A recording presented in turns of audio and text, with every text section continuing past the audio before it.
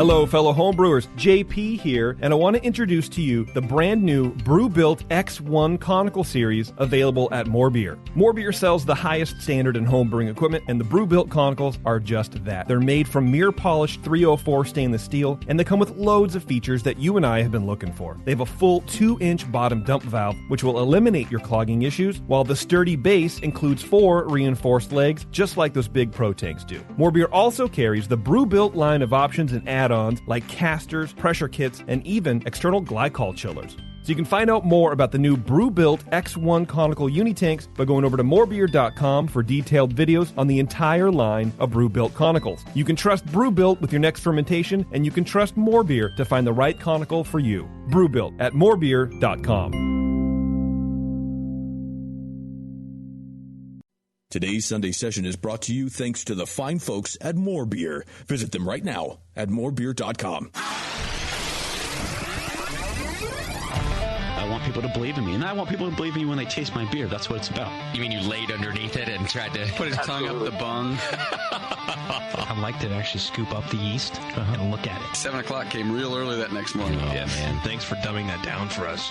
You did an awesome job. It's all about food and beer. Punch me in the junk. Man, that thing was thick. The point is just beat it like it's your dick. I like to smell it afterwards.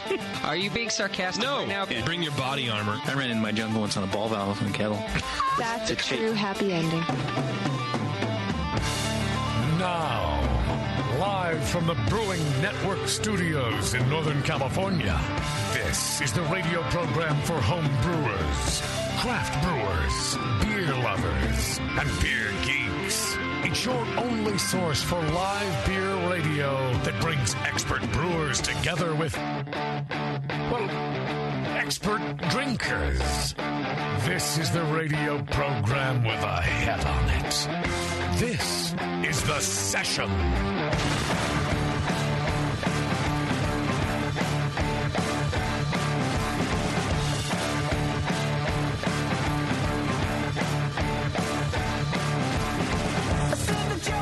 Welcome, everybody. It's The Session. It's a Monday. It's Concord, and it's hot, and that's pretty much where we're at. Yes, that's so the State hot. of the Union. State of the Union here. It's 73 and sweaty. Only 73 in the studio. Oh, right. Yeah, I was going to say it's 90-something outside. No, it's 90-something and sweaty outside. Yes, right. And also under the desk here, it is 90-something and sweaty. That's right. We've moved Warren to the underneath of the desk to basically massage my shins. My shins have been hurting, and he's a very caring young boy. It's a long walk from your couch to your car to get to the studio here, and your shins, I could see, just needed a good tenderizing. Look, bro, I'll be honest. You do a lot of walking with the kid back and forth from where they're sleeping, and then you have to hold them. And like I never really. You ever see those people who are in public and who just start like they're standing still, but they're kind of swaying. They're doing this. They're just they're just like rocking like that. Right. That's a parent. Okay. That's a person is a parent because they just don't have their kid with them in the moment. I've never before rocked in my entire life, but now with the kid, you just kind of instinctively do it. And then I caught myself doing it waiting in line at the store the other day. I'm like, what am I doing? Comforting yourself, waiting in line. I still do it when I hear other babies crying. You start like I start rocking because I'm like I can fix this. Some people curl up in a ball in the corner and shake. You just rock. Yeah, well, not adults crying. I'm not going to rock an adult, but if I hear a kid crying, I just instinctively start to sway. Even though you don't have a kid? Even though in your arms? Yes. Yeah. That's weird. It's weird. That is weird. I don't know what's weirder. You're on, Tasty. Yeah, I think. We got some weird problems, dude. You guys are selling me on this parenthood thing. Why is everybody here? Easy. Try now, Tasty. Disney, yes. Yeah, give me a monologue. Give me 2 minutes. I got not much to say. Give me 2 minutes on the redesign of the soccer ball for each quarterfinal of the World Cup. Go. Oh, I didn't even know they did that. I'm not much of a football guy. Do you still sway, Tasty, when you hear? This is his 2 minutes on soccer. What are you doing? Sorry. I do have a grandchild, and I have done some swaying. Yes, recently. Yes. Oh, okay. You find you're back in the habit. You're like Whoopi Goldberg in Sister Act 2. Nothing. I'm not around that much to be a habit at all. Yeah. Are grandkids better than real kids? Of course. Yeah. I go, this one's dirty. Or You just hand it back when there's a problem? He's pretty crabby. I think I got to go. Yeah, okay. I got to bail here, bro. I just got a text message. Yeah, it was. I don't know, man. It's something I picked up on. Like my knees are hurting because I guess I'm rocking in a weird way, and I don't know, man. It's a whole thing. So you've also walked 5 miles in your house and never left the house. Pretty much, I do that. Yeah. So what I'm saying is, I appreciate that you're very giving massager. You asked the pressure and the rhythm, and you want, you got a whole thing, dude. Yeah, and I've got brewer forearms, so you can get it as hard as you want. You got brewer forearms, but tasting room calves. Oh yeah, so that's true. You're ready for that. Great content like this is brought to you by More Beer. And they've teamed up with someone else who probably has really great calves, John Palmer. Oh, absolutely. To make 27 beer kits based on the recipes found in Brewing Classic Styles, written by Palmer and Jamal Zinshif.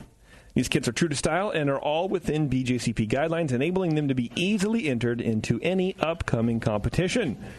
Not a past one. It has to be a future one, everybody. Let's just, be realistic for a second. Buy 2 kits and get fast free shipping from More Beer. Morebeer.com. Okay, on the show today, I'm really excited about this. We have Family Business Beer Company, and Nate Seale is on the phone with us at the next break. He's the head brewer. Family Business is in Dripping Springs, Texas, which is like a suburb of Austin. But I didn't know that was a big mob city. Dripping Springs. You'll your blood will drip in a bucket at Dripping Springs. But it's owned by a perennial handsome man, Jenson Ackles from Supernatural, TV show Supernatural on the CW, which is probably the only show that keeps that network afloat. Like, the CW is kind of the what? Yeah, right. I think, didn't the CW used to be the WB? Yes. And then that's all I know about it. Yeah, so it's the WB, like Warner Brothers. I get that, but what's the CW? Is like country western? What is that? I don't know. What does it stand for? I figured you're whales. You're the one still watching the CW, so I thought you would know. I mean, to be honest, I watch it. I'm watching on Netflix. Like I don't have cable, so I can't watch the show. So you're not even helping out the CW then with their ratings. Retroactively, I'm doing all right. CBS and Warner Brothers partnered to create a new network called the CW.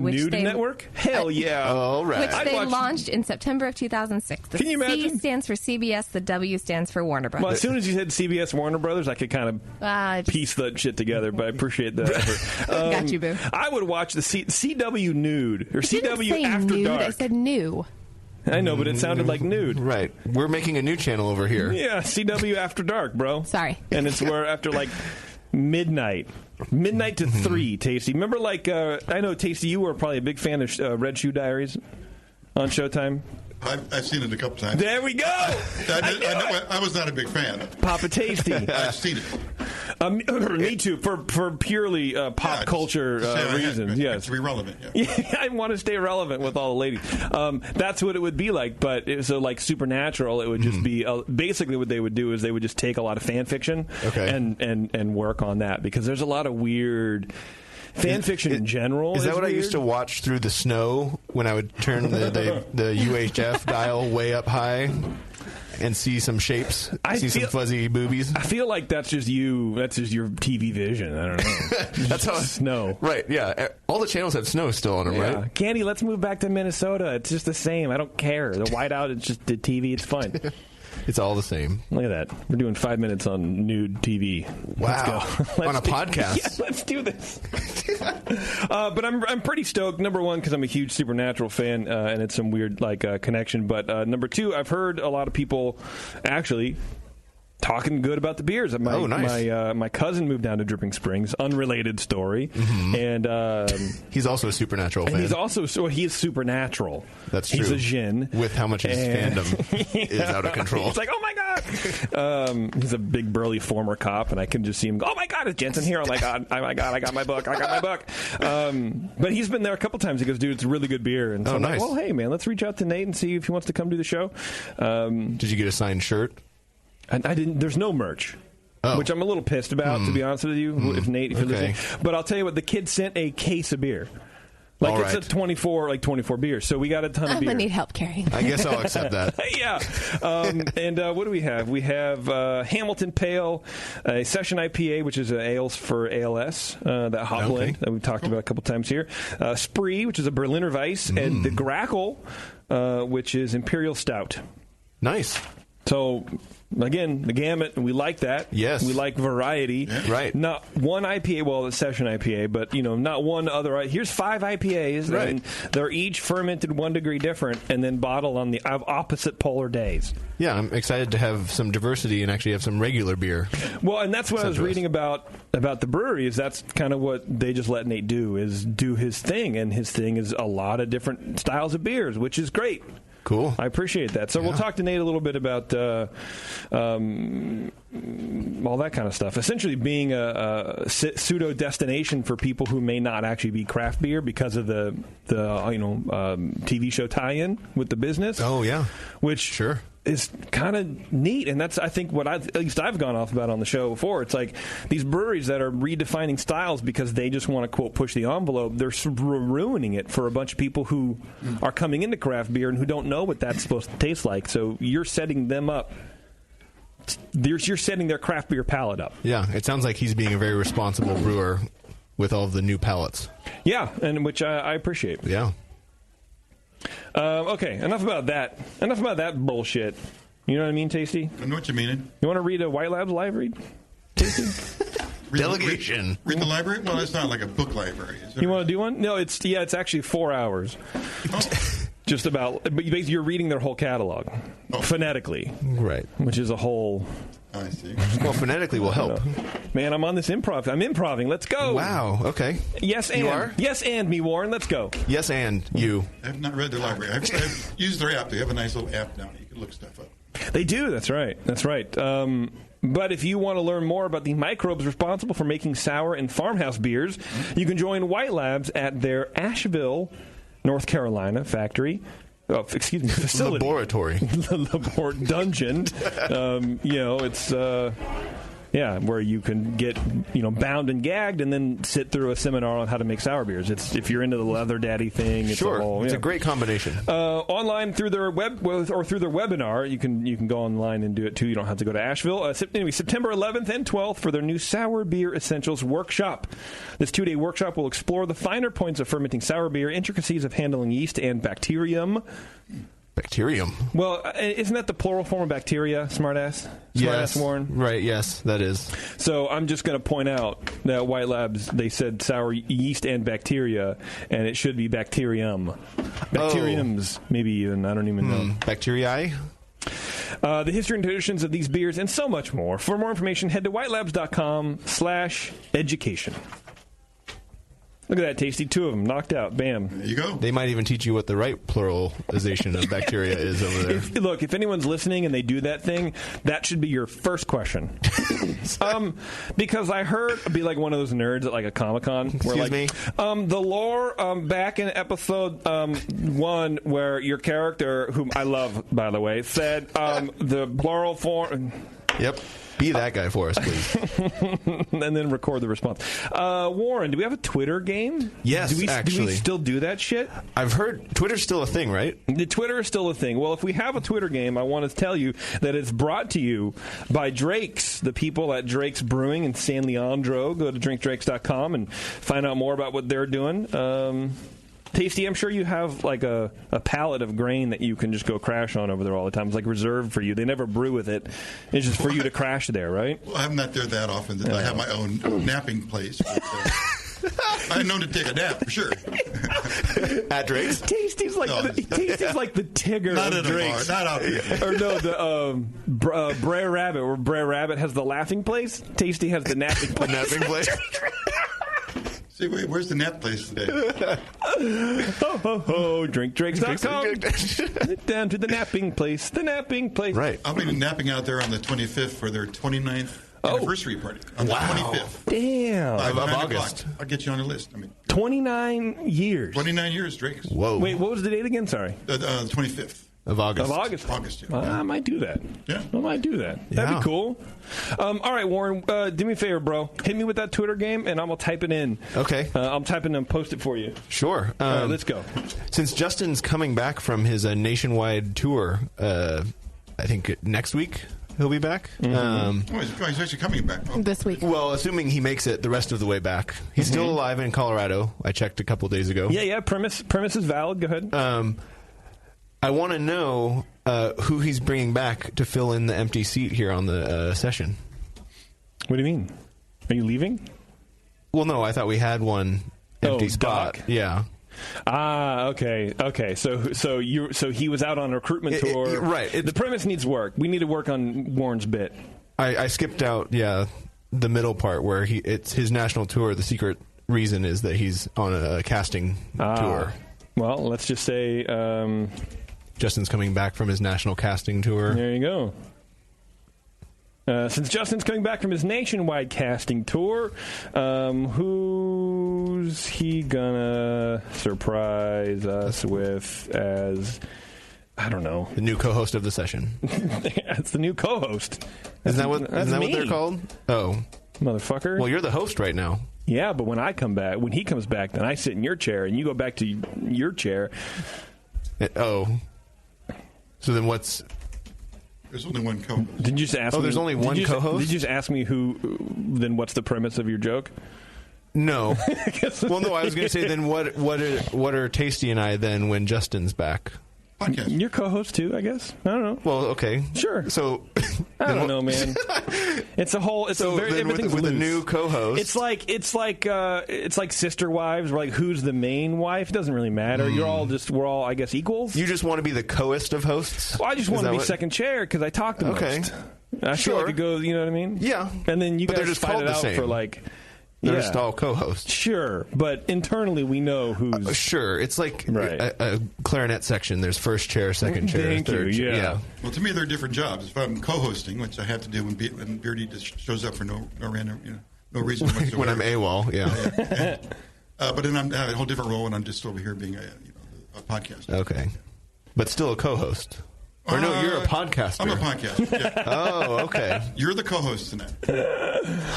So who's going to bring in to cover Doc's seat or to fill in Doc's seat, something like that? Yeah, like sure. that. Since apparently there's this weird hierarchy that I'm not aware of. Back a replacement for every one of us or something like that. Yeah. All right, there you go. God, if only. Yeah. Right. Well, unemployment doesn't pay well. Bev's broken right now, boys. Oh. She was hobbling around the studio earlier. Oh, she hurt herself? Yeah, she's walking around like Gollum a little bit. Pretty much. Got him. Yeah, I hurt my back. Bevo. By walking. Did you walking straight? As I was walking into the doors here, my back just started spasming. Well, you should open the door, and then it might not hurt you to walk into them. Shut up, Warren. Walking through them as I was entering the building. You just pulled your back? That's right. I didn't pull any. I'm sure. I think it just tweaked it. You had cramps. Cramps? Oh. It's not cramps. Muscle cramp. It's a muscle cramp. Well, you look real happy about it. Yeah, I'm thrilled. you feel happy too. I feel good. Like your aura. I'm getting a good hit on your aura. Yeah. And well, look, I don't want to lie to you guys about that shit, but I'm an empath. Really? Yeah. Sure you are. Huh. What is it? What is an empath? Exactly. You? I feel like it's like one of the villains in the new Star Wars movie, but I don't know. Well, your energy is real positive, coming from both you across the desk and from Bevo through the glass. Good. Fuck, man. I'm very perceptive of auras? Audis, I think Audis. That's how it is. Okay. Yeah, I know those. Oh, yeah, great. All right, well, there you go. Twitter game, everybody. Brought to you by Drake's. Yeah. Go see what the final version is on Twitter. It's just a bunch of emojis. That's what it, that's what it should have been. Just random ass emojis. Yeah. Guess what the question is. Actually, you know what? I'm going to delete that because fuck that. We could come up with an actual emoji question, not on the air, where it would be more entertaining for the listeners. No, man. Here, it's just going to be here. I'll just do emojis in a second. You want to do some feedback? Yes. Yeah, bring it on. This is from Pat Wall. Feedback is brought to you by guys. Geez, give me a second for the love of God. Sorry to stomp on your live read. 2 words into it. Yeah. Now you guys are the nerds at Comic-Con. No, you said that you would... Excuse me. I don't understand how you could rebuild the car and still have it run properly from original parts and still make it part of your debt. This feedback is brought to you by beer. I'm making supernatural jokes. This is what I'm doing. Oh, is that what's happening? These are all references. And so, like, one listener's, 13-year-old daughter is going, I get it, what he's saying. These guys are great. Beer Law Center. Go to beerlawcenter.com. John over there at the Beer Law Center will help you control your intellectual property like he does to the Beer Brewers Network. That's us, right? Yeah, that's us. And, he'll also, help you navigate paperwork and do all that kind of stuff, federally at least, because state by state, he's only North Carolina. Sure. But he's a good dude, and, be good to him. Please. Was that good? Can I move on? Yeah. Do we have any feedback? Hey, feedback today is brought to you by... Now I'm in a feedback loop, and it's a whole... Is that another supernatural joke? No. Oh. Pat, actually... Maybe. Pat Walsh writes in, and he says, I just thought I'd share the Minnesota State Fair list of beers for this year. Even Lakefront Brewing is represented with a funnel cake cream ale. I figured the list would be a nice departure from all of the talk of IPA, NE IPA, and Brute IPA that seems to be all the rage these days. And then I would have written PA, and that's funny. My wife, sister-in-law, and myself pick a day during each fair year and just bar hop. Last year, we blew $250 on mostly beer and just a little food to get us by. If you find yourself in the area, we'd love to show you around the fair. Hey, man, buy my airplane ticket, Pat. All right. The Minnesota State Fair is a fantastic fair. I really want to go because they have everything fried under the sun. Oh, anything you can imagine. They fry it or they even freeze it with liquid nitrogen. I would totally do that, but I can just never afford to fly out there on a limb. Oh, yeah. I'd rather get tattoos. Yeah, I only went because it was a birthday present for my Minnesotan wife. So they have a pink lemon shandy. They have a margarita-style kettle sour beer. Have a Pilsner. They have a bunch of stuff. A bunch of cool beer, and that's cool. The Minnesota brewers are doing a great job. I was just at the All Pints North Fest up in Duluth. Yeah. Fantastic beers from pretty much everybody I went to. There was only one where it's like, okay. But out of a 4-hour fest, one okay is pretty good. Hey, man. That's a good percentage. Yeah. I remember it used to be half would be. Oh, right. Yeah, where it's like, okay, how soon can I dump this? Oh, no, at any fest, any right. Fest, yeah. Just like, okay, I need to find a dump bucket. Yeah. But, yeah, there were some great beers out there. Excellent. That's cool. I'm very happy about that. I'm doing emoji right now. I'm doing the emoji tweets. Okay. So I want you guys to figure out what this emoji tweet is saying, and the winner will get something cool, I'm sure. Here, let me actually just read another feedback, and then you guys can riff on it, and then I can finish. Okay. It'd be great. Sure. This is from Ryan. He says, sure made me feel better hearing JP complain about his kid. Even though I love my 2- and 1-year-old to death sometimes, Ryan gets laid, that's for sure. Sometimes I'll go on a rant about how much they suck, and people look at me like I'm a total doucher. Thanks for making, which is such a middle school word. You doucher. I don't know if I've ever heard or used that word. It sounds familiar, where it's like you don't want to say the real bad word, which is douche. So you put doucher on it. That makes it less bad? Because then you go, it's not a word. What is a doucher? It's not a word, yard duty. It's one that douches. It's like when you used to do the middle finger, but it's not the middle finger, it's the ring finger. Yeah. And I remember distinctly doing this to my mom and going taste it. I would go like that. And she'd be like, don't do that. It's not my middle finger, Mom. It's just a... Anyway. Yeah, letter of the law versus spirit of the law. I would have slapped you. Just wait till Abby does it. She didn't do it. Thanks for making me feel like I'm not alone, and thanks to beer for making things a little quieter at home. Yeah, man, you're not alone. Still a doucher, though. Still a doucher. You know what, dude? The best advice I ever got about related to kids, everything is a phase. And it's kind of like life related too, like everything. Life is a phase. Crying, right? But crying is a phase. Not sleeping, they'll go through phases. It'll end soon. They'll be in love with dinosaurs. Don't paint their room dinosaurs because if it right, Tasties is right, and then they'll just grow out of it. No, new phases start before you realize it. Yeah. No, that's amazing. And then one will end, and you go like, oh, they used to do that. They don't do it anymore. They don't do it anymore. They used to listen. Now they get beat. Oh, they used to get beat. Now they listen. That sounds more like a cycle. They used to get beat. Now they live with the state. So. Oh, yeah. This one's called "What Gives Tasty." Oh, did you want to go off my? Well, I mean, that was more towards you and parenthood, which I don't really have much to say on. No, on but you have birds, or you had birds. Well, yeah, they're very dead similar. now. Yeah. Yeah. I outlived my birds, which is terrible for a bird owner. Well, no bird owner should ever outlive their birds. Are you really a bird owner? Former bird owner. That should, you know what? If go on your Twitter handle right now and update your bio to former bird owner, please. For the fucking love of God. That sums me up as a person. Former bird owner. But it's the same thing with birds, man. They went through weird phases. Your bird's phases just ended with "I'm going to pluck my feathers out until I die." As an insane person, and so, but that made you drove a bird crazy, apparently, and. I don't think my reaction would be the same if one of my children died, because when the bird died, plucking its feathers out, I was more relieved and glad that phase was over in my life. The phase in your life of bird ownership. Yeah. It's a fucked. I used to own a bird, a cockatiel. And I had it like on my shoulder, and I went outside and like threw something as a kid, and the thing went and it flew away, and then I never found it again. And then I would, it was called Stinker. Okay. My bird, and then I would like walk around the neighborhood after school going Stinker, and I would hear it. You heard it for a while, and then it just never. Then it got eaten by a cat. Probably. But that stinker. This email is called "What Gives Tasty." Uh-oh. Which sounds which would be a great segment for the show. It would be just tasty to do like a minute or two on whatever is going through his mind. Like, there's no premise. No, it's Tasty's platform. Like if we went, well, it's time for What Gives Tasty. Hey, right. And then we. And then I'll tell you what gives. Beer pricing. You notice how they're going up for no reason? Huh? And what's the deal with that?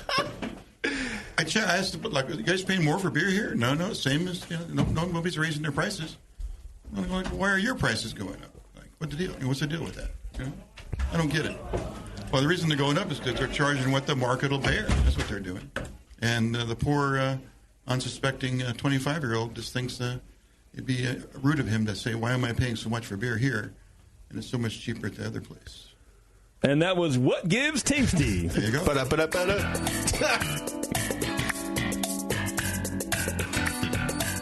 the way, I just pulled that on YouTube. That's not bad. That motherfucking thing has 6.4 million views. I'm surprised it's that low. It's just a cast photo.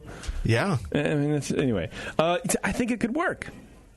Tasty, I think it could work. I mean, the premise of that... Always got some angst in me, for sure. The takeaway from that one was 25-years are ruining beer. Fuck. Dude. Yeah. Tasty and I agree on that, and you do too. Yes. If you're 25, get out.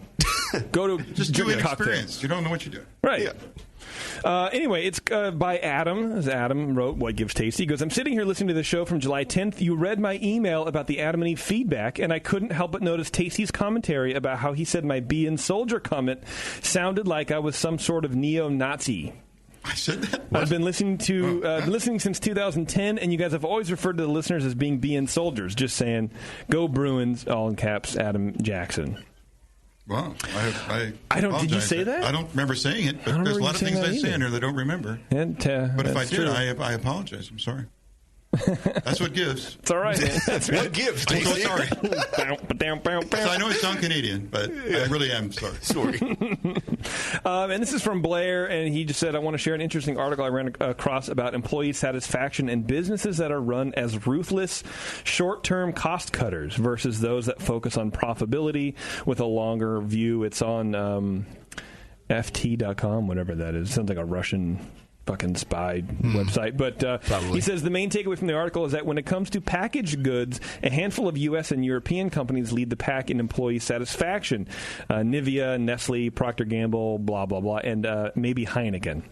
Maybe. He says.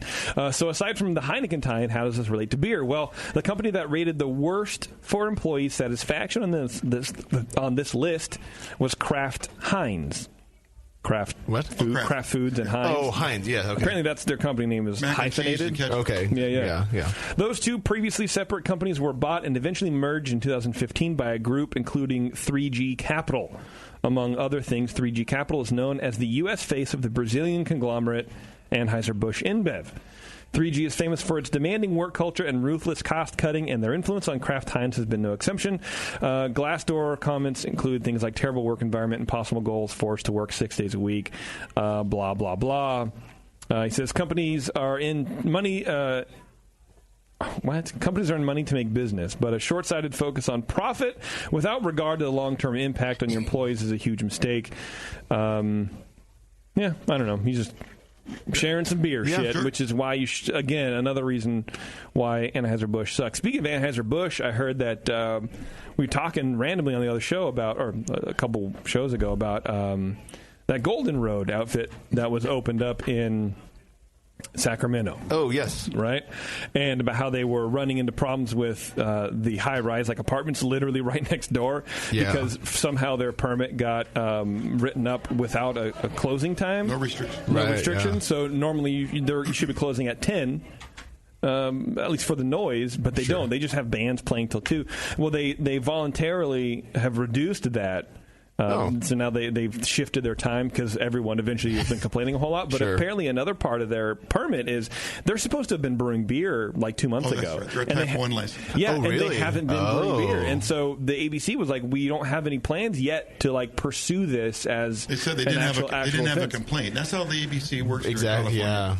You have to be turned in for them to take action. And who's going to do that? Like who's going to walk in there and go like, "Hey, you guys haven't made any beer. What's going on? You're a Type 1. I'll turn you in." Well, don't they only have to brew once a year or something like that to maintain the license? It's not very often. So they have 10 more months-ish. Yeah. Before they could get in trouble. But I think they had to brew it by their opening date, which is like May the 20th. Oh, there is a stipulation for opening. Yeah. Okay. Yeah. I guess they had to open with their beers. Oh, okay. And he says, I'm in Austin. I went to Family Business for the first time last week. They have a great tasting room and some of the best lagers I've had anywhere. You guys are going to enjoy this. Well, we don't have any lagers. But it's fine. Yeah. Sorry, man. I'm all about it. Okay, kind of a long intro. I apologize about that. I think we're done with all the weird stuff we had to talk about. And we're going to take a break. We're going to come back, and we're going to get Nate on the line from Family Business Beer Company. We'll see you in a second.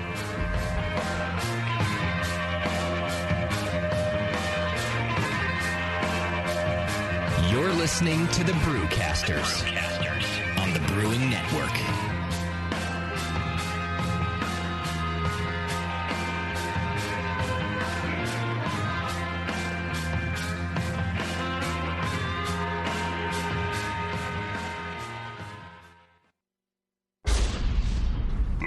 First Amendment. Watch out! Do you like beer? They make beer. Watch out! Do you like friends and fun? They make friends and fun. Watch out! Do you still like to have a good time? The 21st Amendment. Watch out! The 21st Amendment in San Francisco, located at 563 2nd Street, 2 blocks from the building where baseball is seen and played. Try their beers in the pub or try them in the can, featuring Monk's Blood. Made with real monk. Watch out! So why not have the best time of your life? Go to the 21A and Sean O'Sullivan will personally greet you with a can of Monk's Blood. The 21st Amendment. Watch out! This advertisement is not in any way affiliated nor associated with the 21st Amendment Bar and Pub, nor its subsidiaries or affiliates. This telecast is not copywritten by the 21st Amendment for the private use of the Brewing Network. Any use of this telecast without Jamil Zainashev's consent is prohibited. Suck it, JP. Do you know the 3 most important rules in brewing? Sanitation, sanitation, and sanitation. And no one does it better than 5-Star Chemicals. 5-Star knows sanitation. You can only sanitize clean equipment. And 5-Star knows how to clean, too. For craft brewers and home brewers, 5-Star has what you need to keep your fermenters, serving tanks, kegs, and draft lines sparkling and free of any beer-spoiling bacteria. PBW, caustic, acid cleaners, Star Sand, SaniClean, lubricants and defoamers, pH stabilizers, and more. 5-Star Chemicals has cleaning supplies, safety supplies, heat exchangers, pumps, hoses, and valves. And 5-Star is proud to offer eco-friendly products that exceed customer expectations. If you have a cleaning problem, you need the 5-Star solution. Visit 5starchemicals.com or call 800-782-7019. 800-782-7019 and get the 5-Star treatment today.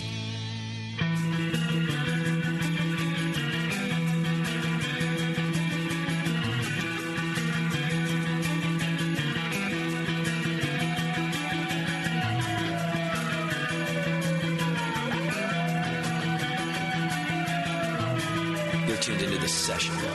Because life's too short to listen to crappy radio.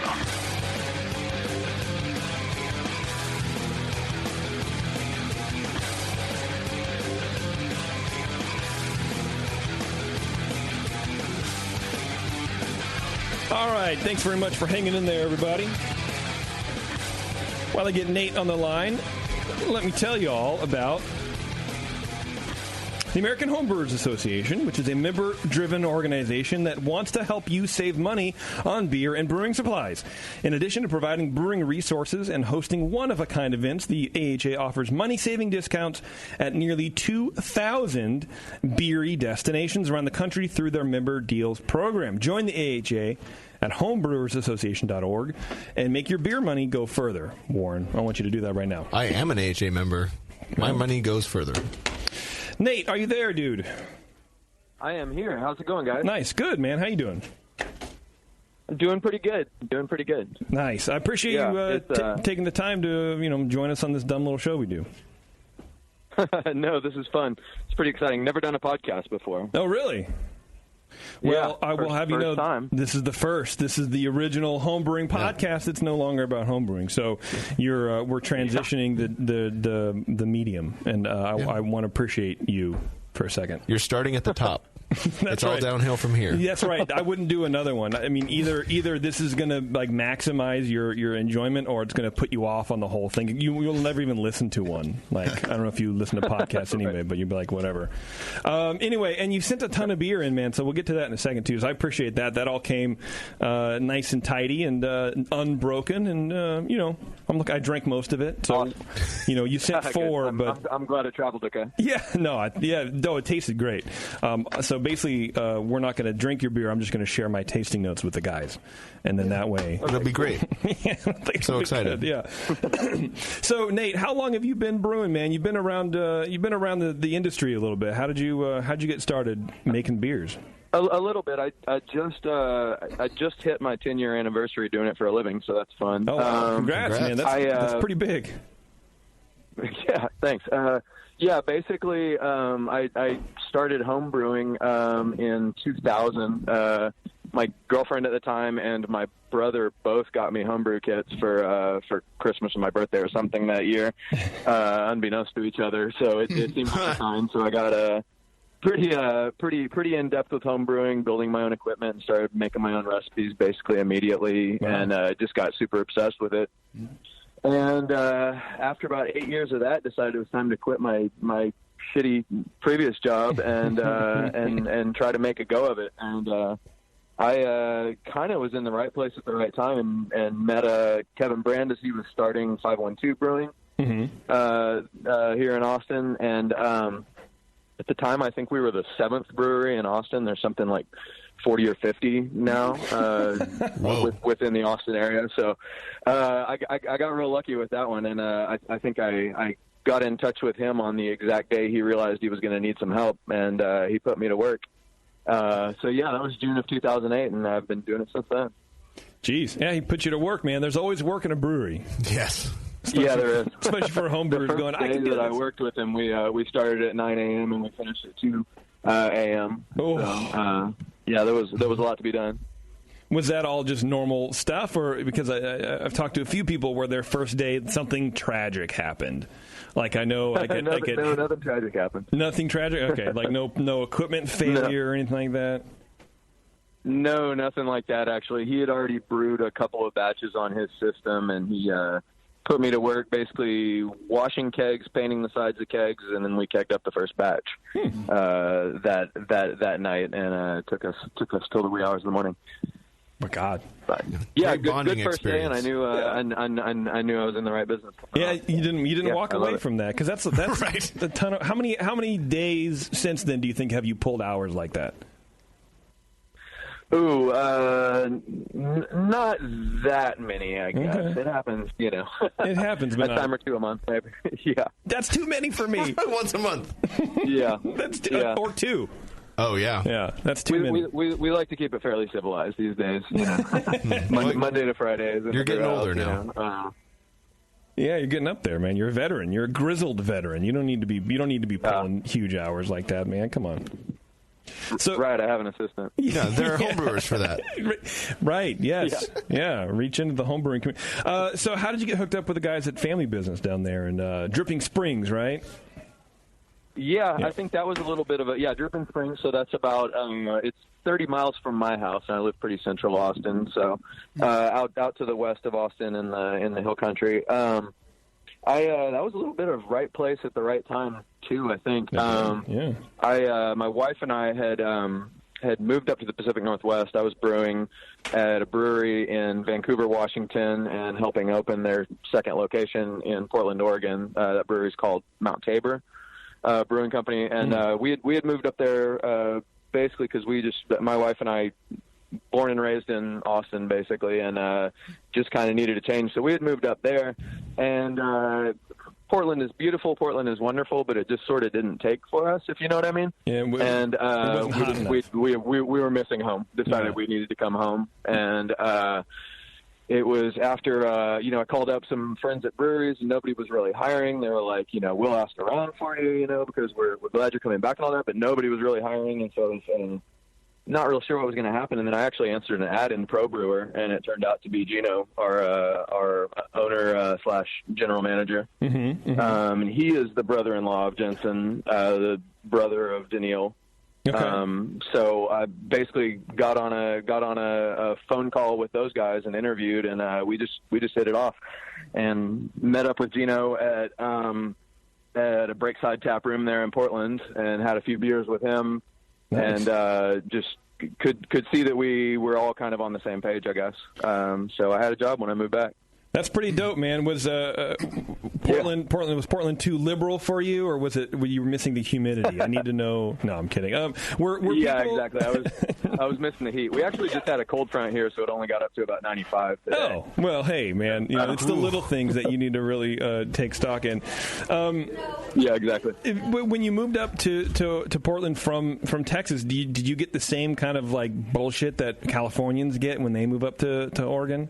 Like, were people shitting on you? Like, go back to Texas. I don't think anybody gets as much as the Californians. Yeah.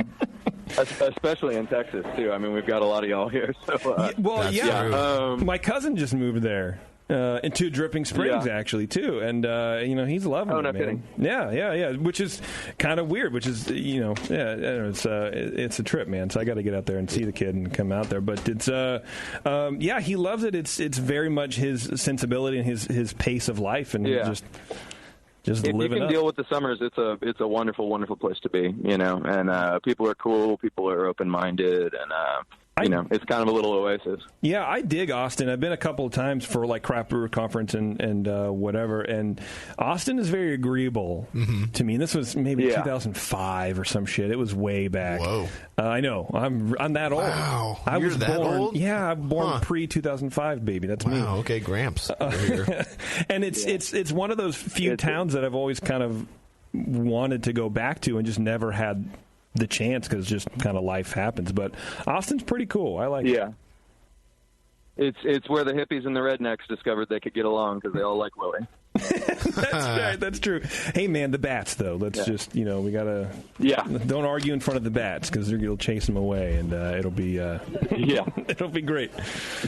So we'll taste your beers probably on the second break, something like that. I don't know. It depends. It depends on what we're doing here. So I was reading online about the brewery itself, and it's not just like an existing space or some warehouse. Like, you guys built the brewery from the ground up, right? You bought land and made it. I don't know. Would you say you made it a destination, or just kind of a fun place? I guess so. Yeah, that word, I guess. We use that word all the time. I've had people roll their eyes at that word, I guess, because it's overused. So many breweries are opening that are doing that, I guess. Right. But it's on a 15-acre property. There was a house on the property to begin with, and the couple that was living there had horses, and I think they were just getting up in years and couldn't take care of things anymore. So they sold it to the guys. And what's interesting is they actually found the place because the uncle of Gino and Daniil owns the adjacent 300-400 whatever it is acres, and he had actually seen sign out front and clued them into it. But yeah, they bought the land. The horses came with the land, and they ended up with the Wounded Warriors Project. So, oh wow, hopefully a good home and a good cause. That's pretty dope. You know, and yeah, we built basically where the horse corral was. Built the brewery from the ground up right there. Definitely with the idea of it being just kind of family friendly, you know, and family meaning, you know, dogs and whatnot too, and just kind of a destination place where people can come spend the afternoon. Beautiful oak grove, and you know, you can wander around the property if you want to. It's yeah. Is it a lot of it wooded? What does a brewery do with 15 acres? Yeah, a lot of it is wooded. Well, we've got a big parking lot. Oh, okay.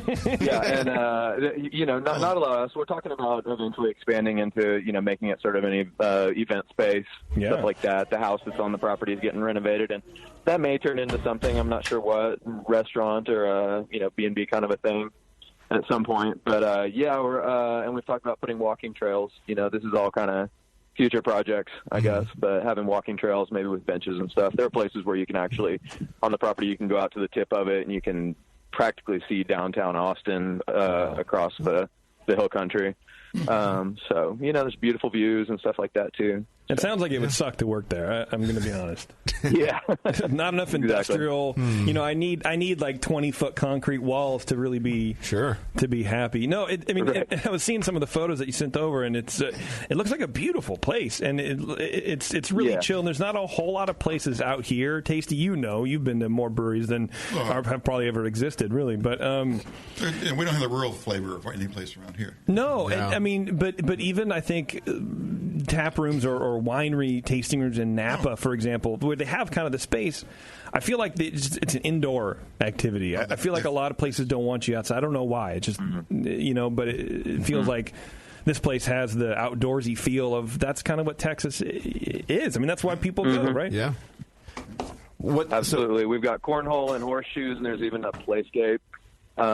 You know, it's definitely about, you know, spending time outside.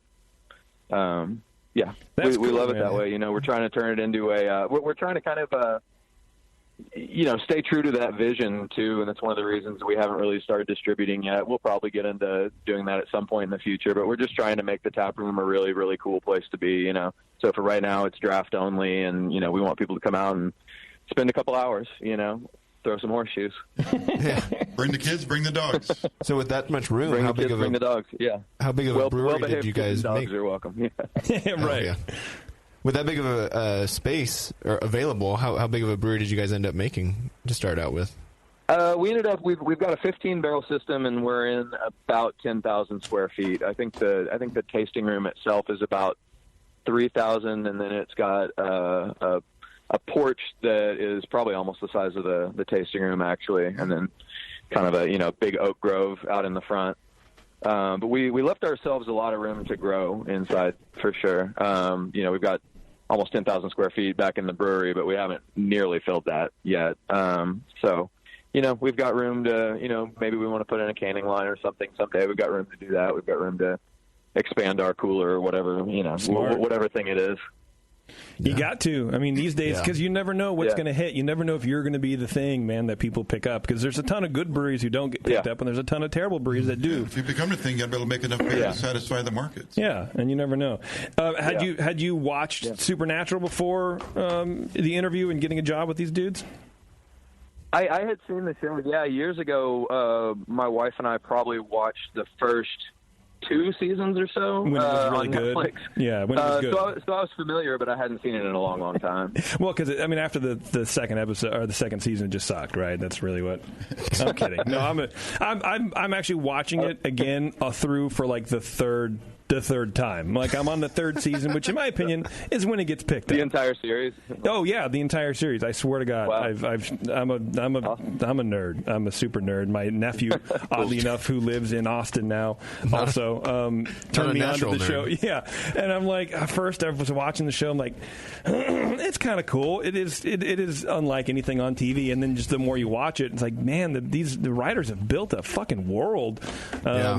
And then, and then you learn more about the show, as every fan of shows do, and then you go, oh, well, that's really cool that the co-stars are like best friends and they were best men at their weddings, and like you just kind of learn this dumb like teen Tiger Beat episode, article kind of stuff. I don't know. I really enjoy the show. I think it's pretty cool. And I was reading an article on actually doing research for this show because I was excited about it, and it was like Jenson was there, like they were building the place.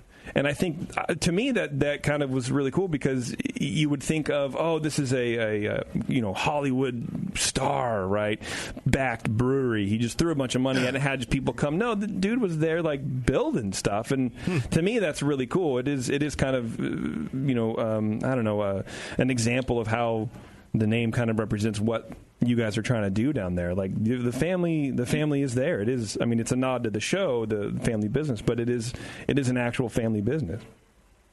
Yeah, absolutely. Those guys have been just really involved in just about every aspect. The tap room itself is really sort of Daniil's, baby in a way. She, the whole thing is sort of her vision, the way that, the tap room looks, and it's sort of her aesthetic and stuff like that. And she's just been absolutely involved. I mean, Jenson's got a day job, so he's usually at his day job. Yeah. But the week that we opened, Daniil was behind the bar slinging drinks. Just because we needed help and she was there, and so she jumped in and spent hours behind the bar. That's dope. It's really cool. Everybody's involved. Everybody makes everybody feel like family. Honestly, it's I don't know. It may sound corny, but it's pretty true.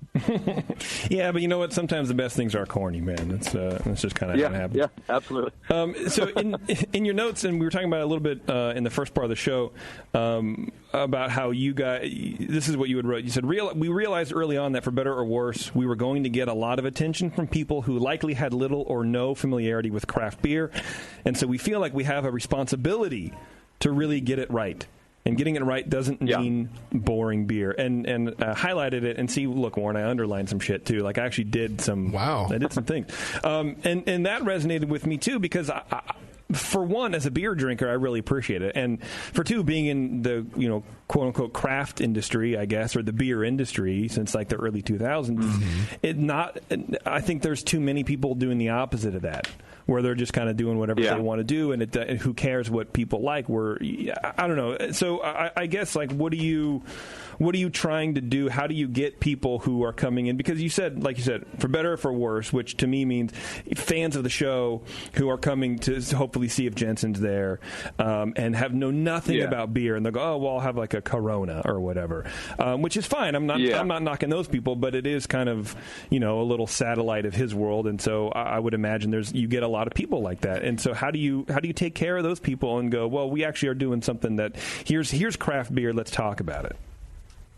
Yeah. Well, I think definitely do have a few beers that we can turn those people on to, if somebody's only familiar with Corona. Well, we make a Helles, I think we make a really good Helles. It's way more flavorful than a Corona, obviously, but it's, it's a little bit of maybe kind of a gateway or a training wheels beer or something like that for somebody like that. That said, we don't dumb it down at all, and it's a Helles that I want to drink, Yes. And we make a Pilsner that is a beer that I want to drink. And we make all those different styles of beer the way that we like to drink them too, And, I think we've got, part of it is having such a wide variety, I guess. I think we've got a little bit of something for everybody. We've got 14 beers on right now. We're going to have 15 as of this coming weekend. On at once. We've kind of got we've got a style of beer that I feel could sort of suit anybody, and we're doing kettle sours that we're adding fruit to some of those and stuff like that, and that's we've carried a local cider for the non-beer drinkers since we opened, but honestly our cider sales have gone down since we brought out the kettle sours, because I think we're turning on non-beer drinkers to interesting styles, and then you've got an opportunity to educate people. Then I think probably more than half the people that walk in our door don't know what a Berliner Weiss is, but I would love to teach them what it is. But yeah, it's definitely a thing that we figured out early on, I love this scene. We love this scene. And we want to promote our scene, and particularly our Texas craft brewing scene, because Texas craft brewing scene is awesome. And we realized a long time ago that we've got a responsibility to this scene because, when you think about it, possibly more than any other brewery on earth, we probably have, a super high proportion of people walking in who don't know the first thing about craft beer. Right. Probably a higher proportion than just about any brewery on earth, and that's just probably true. Well, right. I imagine... So we have a responsibility to represent it right. You don't want to give them the first impression to be a bad one. That's where you're responsible. For sure. Right. Well, and I imagine like Donnie Wahlberg... Because that could turn people off on craft beer entirely. Yeah, for sure. I imagine Donnie Wahlberg doesn't have this responsibility with fucking Wahlburger. You know what I mean? Or like everyone knows what a hamburger is. Burger. Yeah, he's like, well, let me educate you on what a burger should be. I think you're absolutely right, and especially a TV show that has sparked fan conventions and shit. Like 13 years, they're doing the 14th now because I know these things. That's a ton. That's a wide audience, and not everyone's going to even be into beer, but those it's a good opportunity, and because the stars are involved and Jenson's there, the dude homie's there. I mean, not all the time, of course, but it's. I could definitely see that, and I respect the shit out of that. I mean, you have a variety of beers, and you do them right, and maybe people don't like one thing, but if you have that variety, then, you can at least coach them through and take them down the line, and there is a beer for everybody, which, talk about cheesy lines. I think so. And it's cool that they're willing to support that, taking up the mantle of education versus just wanting to hop on the nearest trend. Right. Well, I read another article. Well, I guess it's the same one, like a Forbes one or whatever, that he was home brewing. Like Gino and Jenson were actually like home brewing and doing this thing, and kind of fell in love with it because they were home brewers, like we are. Exactly. And exactly. That's how they got the spark of the idea for this thing in the first place. And honestly, I think that most great brewers start out as home brewers. Just about every single one of them does. That's where it all came from. Yeah, definitely. It is kind of weird to be like, oh no, I never homebrewed. I just knew I liked making beer. Like, I mean, maybe you're out there. I don't know. Yeah. But there's. Oh, that's great. Their roots were in homebrewing. I was going to ask, like, how much were they into craft beer when they formed the business? But sounds like they were very well. When they formed the business. Yeah. Well, I mean, I know, like on the show. Yeah. They were. They drink a lot of beers. They were definitely real involved in it, and had been homebrewing for years. Yeah, I like that. That's on the show. Is it just labeled beer every single time? You don't really see it, but I know there is like a one brand of like prop beer, and it starts with an H. And I actually read some dumb article because this is how stupid I am. I read articles about fake beer in Hollywood, and it's like it was in.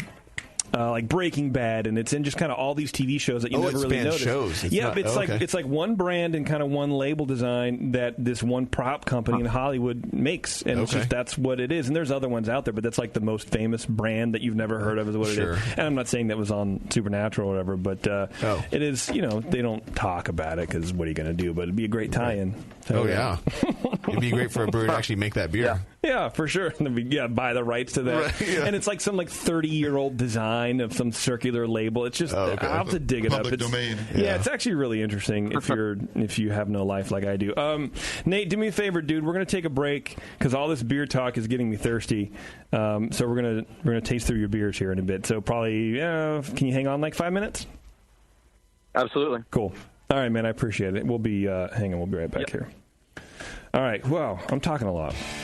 Yeah, take a break. Excited. You've earned a break. I appreciate that very much. Do we need more reads? I didn't do a read. Tasty, man. Are you still alive? No. All right, we'll be right back. Nate from Family Business Brewing, Family Business Beer Company. You're listening to the Brewcasters. The Brewcasters on the Brewing Network. Be right back.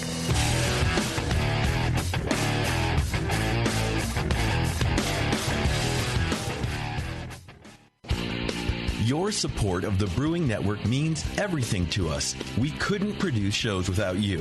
And we love giving you something extra for that support, like Brew Your Own magazine. You already know it's a great brewing magazine full of recipes, equipment how-tos, discussions of beer styles, and brewing techniques. Whether you're new to brewing and just starting out or you're an old pro, you'll always learn something from the articles in Brew Your Own. Plus, there are amazing special issues like plans for building a Brutus 10 system, 250 classic clone recipes, and the Homebrewer's Answer Book. Brew Your Own magazine and BYO.com are awesome resources for any brewer. Whether for yourself or as a gift, when you subscribe or resubscribe from the Brewing Network homepage, you directly support programs like this. Get a great magazine and support the Brewing Network.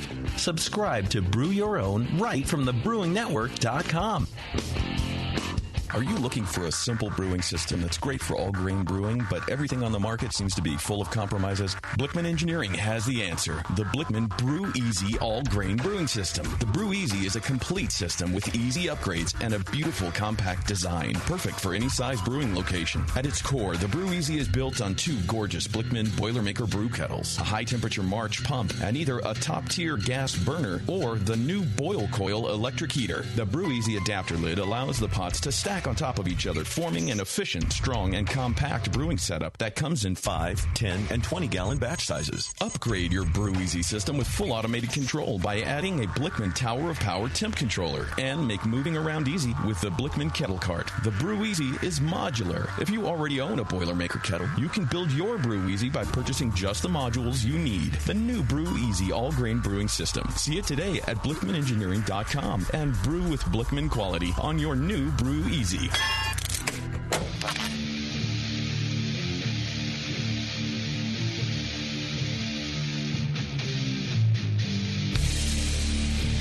This is Corey King from Side Project Brewing, and you're listening to The Session on the Brewing Network.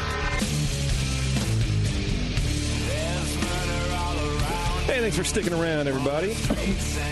I'll get back to Nate here, but before we do, let's talk about the city of Concord for a second. Warren, let's do this. Yes. The city of Concord wants you to open a brewery or beer bar within itself. Okay, within the city. Yeah, it's the perfect place to start or expand your craft beer business. It's centrally located in the Bay Area, boasts a strong craft beer-loving demographic. The historic downtown is experiencing a boom with new businesses opening and new apartment developments in the pipeline. Concord's business and industrial parks are centrally located off major freeways and are perfect for large-scale brewery operations. Yeah.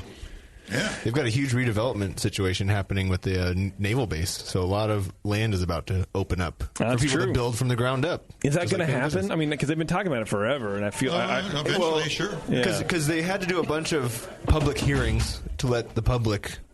hear things. To give the public a chance to complain about things. And ignore them. And ignore them, so that way then the development companies can go ahead with their plan.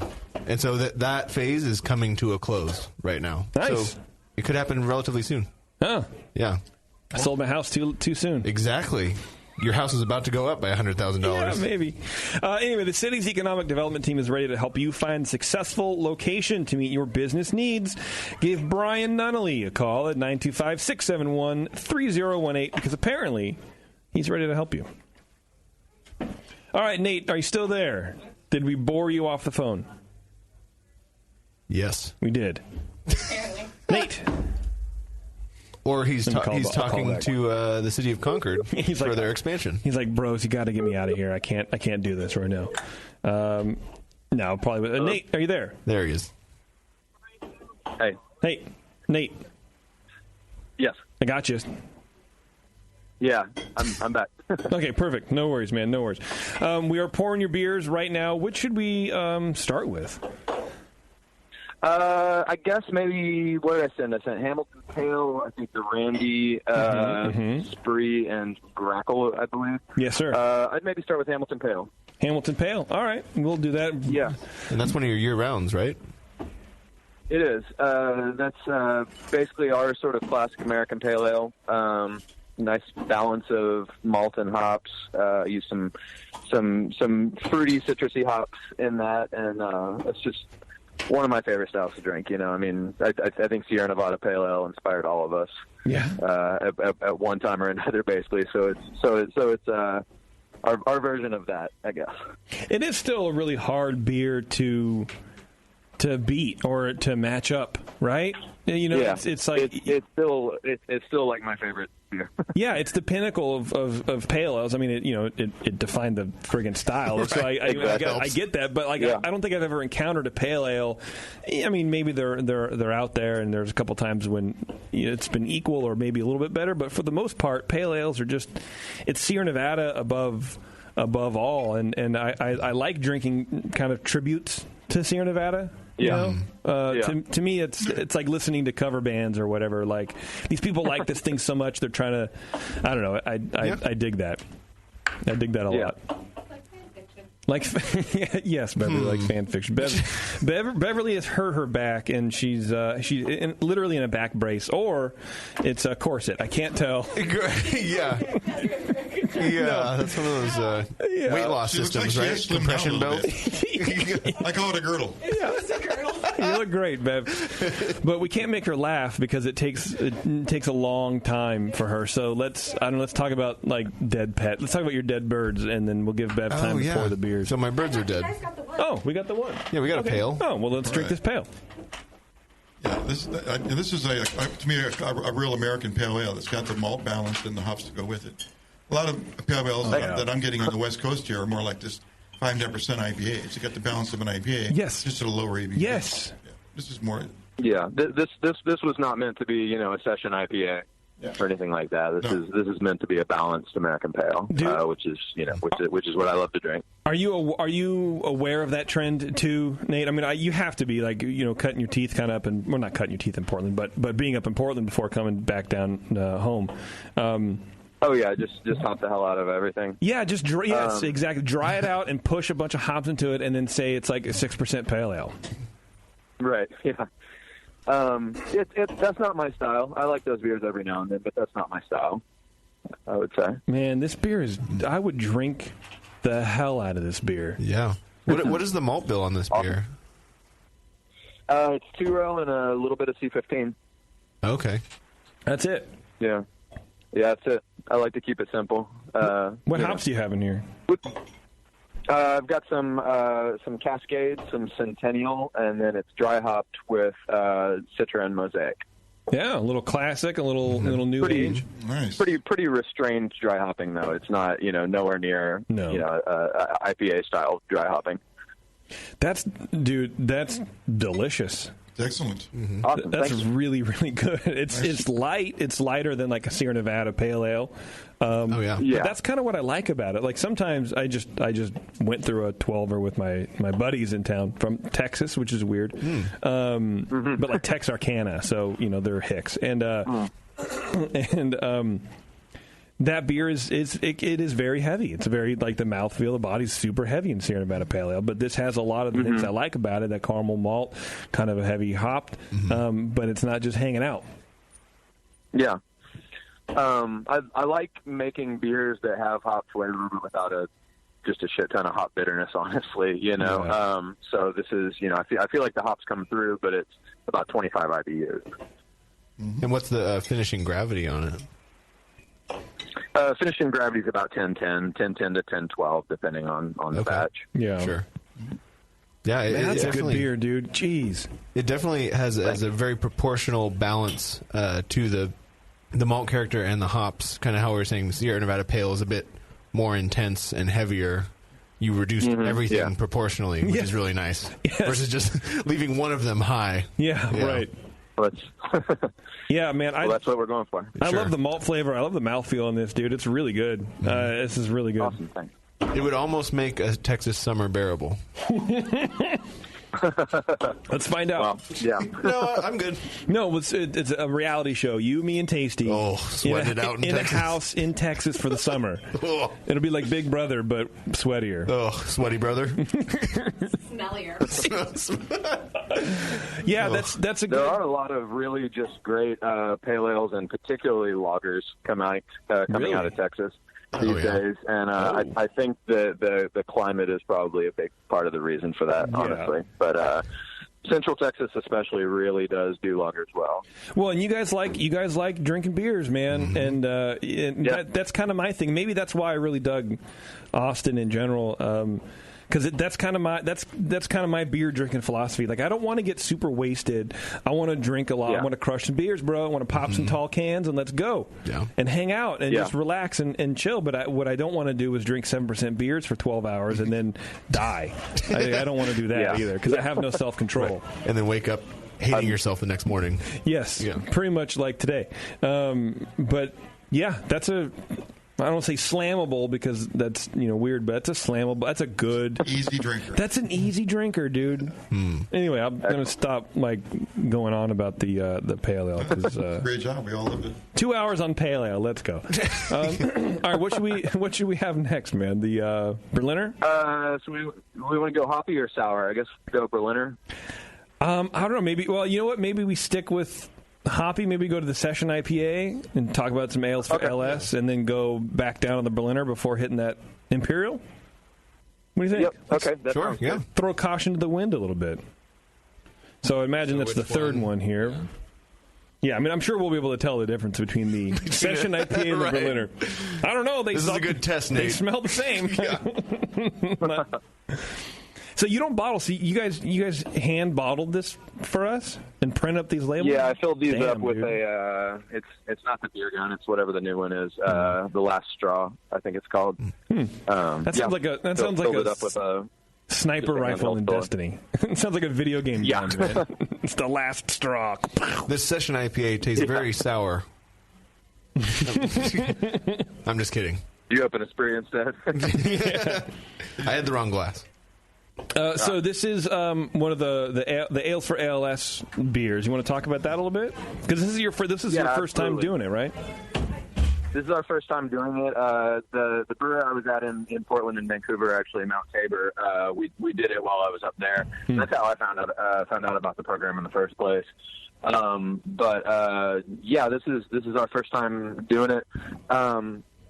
It is a charity where basically a couple of hop farmers and a team of, I want to say it's about 4 or 5 sort of prominent brewers get together every year, and they rub and sniff a bunch of hops and come up with a blend. Hell yeah. And then if you're signed up for the program, you basically request however much hops you want, for the recipe or recipes that you're going to brew, and they send them to you for free. And we make the pledge to donate $1 from every pint that we serve to their ALS research charity.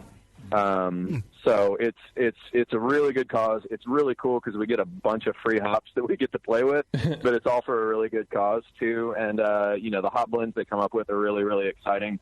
And then this one, was a little bit near and dear to our hearts because a good friend of Jenson and Jared's and those guys, his mom actually just passed away of ALS just a few months ago. Ooh. So the beer is named Randy after her. Her name was Randy. Excellent. So it's a tribute to his mom. Oh, that's nice, man. That's sweet. Cheers, Randy. Yeah. That's nice when you can, kind of make it hit home a little bit too. It makes it, a little personal. Yeah. Yeah, it nice, definitely was a personal cause for us. So, we're really excited to be a part of it. It's you can request to be a part of it, but it's basically invitation only. Yeah. So we were really lucky that we got to be a part of this, and we're having a lot of fun with the beer too. Yeah, it's a great tasting beer, man. It's very do you know what's in the blend? Right. Yeah, they give you the percentages and everything of all the different hops that are in it. I believe Equinaut is the primary one, and then there's some Simcoe and some Laurel, and then there's 4 or 5 others that are just numbered hops. I know 438 was one of them. That's a hop that's derived from a Neo-Mexicanus. I don't remember off the top of my head what the rest of the numbered ones were, but the hops in general, it seemed like they were definitely focusing on fruit, a lot of tropical sort of descriptors in the paperwork that they gave us along with them. And they tell you the alpha acid of the entire blend so that you can balance your recipe, of course. That's have a clue. Yeah, give you the information to be successful. Yeah. Yeah, exactly. Yeah, definitely tropical. Sorry, Taze. Definitely tropical. Definitely pineapple-y, mango-y, but like not overripe mango, like not sweet mango, but like kind of almost a green Mango, which I like. It's like a sharper tannic. Not quite pithy though. Right. Just I think there's definitely some bell pepper from the Equinaut. Kind of a melony thing too, maybe. Go ahead, Tasty. Without enough Simcoe for it to show up. So what are the specs on this? What's the ABV and the IBU? The ABV is 4.7, and I kept the IBU pretty low as well. I mean, it's got hop flavor, but I think I kept it down to about 45, 47 IBUs, somewhere in that range. I would love for Nate to just totally fuck with us and be like, "Oh no, the ABV is 40. You guys are hammered right now. Yeah. Good luck getting home," and then hang up. No, it's definitely hop forward. Which is what you want in this style. It's supposed to be a hop forward IPA kind of balance, but at a lower ABV. Yeah, and it doesn't, and kind of what you were saying a little bit ago, Tasty, as far as like the West Coast quote unquote session IPAs, this beer to me is what session IPAs used to be. Fits right in. I think it's a good example of the style. Yeah, and now they've kind of transitioned and they have style creep. There we go, Warren. Yes. And now it's just everything is IPA. It's just IPA, but maybe a little bit lesser ABV. Like I appreciate a session IPA that's under 5%, but still has some of that bitterness. Because to me, this is what the style should be. It shouldn't be just a slightly lower IPA. Everything should kind of be scaled back, like you're saying, kind of about the pale ale. Yeah. I think everything's got to be in balance with a session IPA, and I wouldn't name names, but that's the issue that I've had with some beers that have described themselves as session IPAs. Basically, is it just kind of tastes like hop tea to me, and that's not really what it's supposed to be. It's not supposed to be super thin. It's not supposed to be just a hop tea. I want it to taste like a satisfying beer, but it's at a lower ABV. It's got to have the body of an IPA, but at a lower ABV. Yeah. What's your grain bill on this guy? This was 2-row and a little bit of wheat and a little bit of oats. Okay. The sort of fruity tropical descriptors made me want to go a little bit in the New England direction, but I mean it's really not one of those juicy hazy IPAs either, but add a little bit of oats for kind of that smooth mouthfeel and a little bit of wheat to it as well. Yeah, I like how it separates itself from the pale ale category by not having crystal malts or any of those types of bodybuilding malts. No crystal in this at all. Yeah, smooth, a little. I don't want to say creamy, but slick. But I don't want to say slick either. It's smooth, I guess. Well, I think that's kind of just the neutral bodybuilding from the wheat. And the oats a little bit. Yeah, that's good. I don't get slickness like an oatmeal stout or anything. No, that's what I mean. I'm trying to like figure out what a word between smooth or between creamy and slick would be, and I guess Jason click. No, smoothie. It's smoothie. Smoothie. Oh, okay. Yeah. Now I want one of those. Did you send a smoothie, Nate? Because now we're just not an IPA smoothie though. Yeah, no, thank you. No. All right, let's do some Berliner Weiss. All right. It's called Spree, and what am I smelling? I'm tasting along with you guys, so I gotta. There we go. Okay. Hey man, well wait, you don't have a Beverly to pour you beers like we do. Right. What am I smelling in the Spree? Is this a fruited Berliner? There is no fruit in that. It's funny, that particular batch I think came out with a little bit of a peach sort of a thing to it. Oh. But there's no fruit in that as it is right now. And then you mentioned this is a kettle sour, correct? It is, yeah.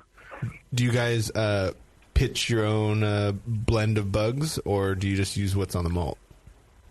No, we're pitching bugs. I have done some sour mashing in the past with just what was on the malt, and I've had pretty reasonable success with it, I think. But just for consistency's sake and just for safety's sake, I guess, in a way, because there's all sorts of other weird things that could be in there. I've started going to a pitch. First couple of batches of this beer, I actually used yogurt from a local yogurt company. But I was having some kind of long lags. I don't think I was getting as many cells as the jar of yogurt said it theoretically had. And so I've been just basically buying a probiotic lactobacillus blend. It's got like 12 different, varieties of lactobacillus. and pitching that in it and getting something like 3 trillion cells and been getting down to pH in about 18 hours. So that works a lot faster, and I think it's a lot more consistent. Okay. Nice. What pH are you looking for before you bring it back up to a boil again? I've been trying to get below 3.5. And this last batch, I got down to 3.4 in about 18 hours. Wow. Is that pretty fast normally? That's kind of fast. Yeah, that's on the faster side. I mean, yeah. Depends. It's pleasantly fast. I imagine you might also, this time of year, be accelerated by the fact that it doesn't get below 90 even at night. Right. Yeah, exactly. That helps. It doesn't take as much work to keep the kettle warm, for sure. Yeah, for sure. That's a tasty beer, man. Yeah. Tart, but not too tart. I mean, you're right, that peachy. Got a great ester profile. Yeah, almost like peach O's kind of thing, and but not in an artificial way, exactly. just like concentrated peach. People have been saying peach rings when they taste that more than just about anything. And that's not. I mean, that's not original. We've been doing a version of this. We found that this style is really good for layering on other flavors, basically. So that basically gives us another beer on tap, but it's just a fun opportunity to experiment with other flavors. So actually the first variation on this that we have done was blended with fresh watermelon juice and fresh basil, just directly in the keg. We basically blend it up, pour it in the keg, and then fill the beer on top of it. And that has become basically by a really, really wide margin, our best-selling beer this summer. Wow! That sounds. Why the basil? What does the basil do to the add to the watermelon? I think the basil just kind of balances out that watermelon flavor a little bit. It just gives it. It's a little bit of an herbal thing, but it's like we don't add enough. It's almost like if you distinctly notice the basil, it's too much. Yeah. So we add just enough to just kind of balance out that watermelon-y flavor. Okay. I just think it's a nice combo. Treating it like an ingredient more than a showcase, I guess. Yeah, exactly. Well, when I think of watermelon beer, I'm hoping that basil takes the rind character out of the beer, because a lot of times watermelon beers taste like watermelon rind. Oh, okay. Rather than the meat. So it could be hiding that subtle flavor. Who knows? And so have you guys had? Because you said it's watermelon juice, right? What do you guys do with the sugar? Or do you let it re-ferment in the kegs? Basically, we're just going through it so fast that it doesn't have a chance to re-ferment. All right. We fill them up, stick them in the walk-in, and in theory, it could re-ferment. But we're just running through it so fast. Damn. Nice. Yeah. I love it. And we don't distribute that one or anything. I mean, we don't distribute much in general, but we wouldn't distribute that one. Yeah. Just because we want to keep our hands on it. Can you imagine do you ever think of the time where a fruited kettle sour beer would be super popular? Like to me, it would never happen. Like if Nate had written in his notes, "Oh yeah, and this is our most," I would never have believed him. Like no, really? it needs to be some sort of like hazy IPA or barrel aged thing. And then, like, do you get lines? Like in 2 years, you're going to have like lines for that beer and have like release parties for it. I bet, right? It is a great time to be doing this, man. What a time to be alive. Yeah, right. Well, and it is pretty cool because you do. It sounds like you have similar tastes to me, where you like restrained beers and kind of beers more to style, really, than just to showboat. And I think you honestly you are kind of coming along at the right time here, because that pendulum is kind of swinging back towards the middle ground, where the extremities. Yeah, there's always going to be a place for experimentation too. I love experimenting. Oh, for sure. But at the end of the day, what I want to drink is usually, it's usually those just a well-made classic beer. Yeah. Well, this is beer. It's another good beer, dude. That's a banger. Yeah. Do you guys just use your Thank you. house ale strain to do the actual fermentation? Yeah, this is an English strain. Yeah. Oh, okay. Do you use the same English strain in all of your other ales? No, a few other beers. Excuse me. The Hamilton Pale and our sort of classic American IPA that we do, and a couple of the others use basically a Chico strain, and then we use an English strain, and we've got an ESB and we use it in this, and we use it in any of the IPAs that we have done that are sort of supposed to be in a New England-y-ish, I guess, style. We've used that English strain as well. Well, I won't hold that against you. So. So that's okay. When you have made previous batches of this beer, does it carry that same kind of peach flavor, or do you find the kind of esters or the flavors are changing? We've seen some variation for sure. Yeah. We've seen a little bit of variation. We're actually only on the third, full-size batch of the Kettle Sour. Yeah. At this point, and the one in the middle had that real peachy thing. The brand newest batch does not have really that peachy thing. I almost kind of like it better, though. It's got just a real clean, sharp but clean sort of a flavor to it that just really works for a Berliner Weiss for me. But there has been some variation, and I'm not really sure what's causing it. Do you notice any similarities in ester profile from the English strain coming from the ESB that you can pick up in the Berliner Weiss? Not necessarily similarities, but I definitely thought that peach thing probably was from that English strain when that batch came to fruition. But like I said, the newest batch uses that same strain, and it doesn't really have the same level of peach thing. So I'm a little stumped, honestly, about that. But no real similarities with the ESB. Yeah, Warren. Yeah. I can only guess what the differences are. Well, right. I mean, then why do it? It's frustrating not to be able to repeat a beer. Oh, exactly, yeah. It's got to be. Same input, different output. It's kind of annoying. Mm-hmm. Yeah, and I always blamed it on, personally, at homebrewing, just being an idiot. Just being random. Yeah, it's like, I must have done something stupid, but apparently it just kind of happened. Now you can pay attention to all the details. It's still not come out the same. Well, whatever. Well, now if Nate's bored with everything else, now he has a new project, figuring out what was different. Figuring out what's going on. Yeah. Figure out what the hell happened. Yeah, there you go, Nate. If you didn't have homework, now you do. Let's move on to the Imperial Stout, please. All right. If we could mind the grackle. What is a grackle, first of all, and why are we drinking it? A grackle is a bird that's I think it's absolutely ubiquitous across most of the southern U.S., at least Oklahoma, Texas, Louisiana, Arkansas area, and particularly in Austin. I think it's kind of an unofficial sort of mascot. It's kind of the bird you love to hate in Austin, and they're attracted to grocery store parking lots, and they swarm in just thousands and thousands, flocks of thousands of them. And there's these just obnoxious little black birds that they kind of have a little warm spot in our hearts. I got you. But they're kind of like a crow, but smaller. Okay, all right. And the name actually just coincidentally Gino Grawl and Jenson Ackles combines to be. Oh, Grawl and Ackles, Grackles. So, right, yeah. like Benifer. Mm-hmm. Yeah, I got you. So it's a double layer meaning. Yeah. But yeah, we thought that the biggest, darkest, meanest beer we've got right now should be named after the Grackles. So there it is. Well, I mean that makes sense, man. That makes sense. Yeah. So what's the ABV on this beer? This is about 9%. Wow. I wouldn't have guessed that high. I was thinking 7. Right? Yeah. Oh, really? Yeah. And even we did.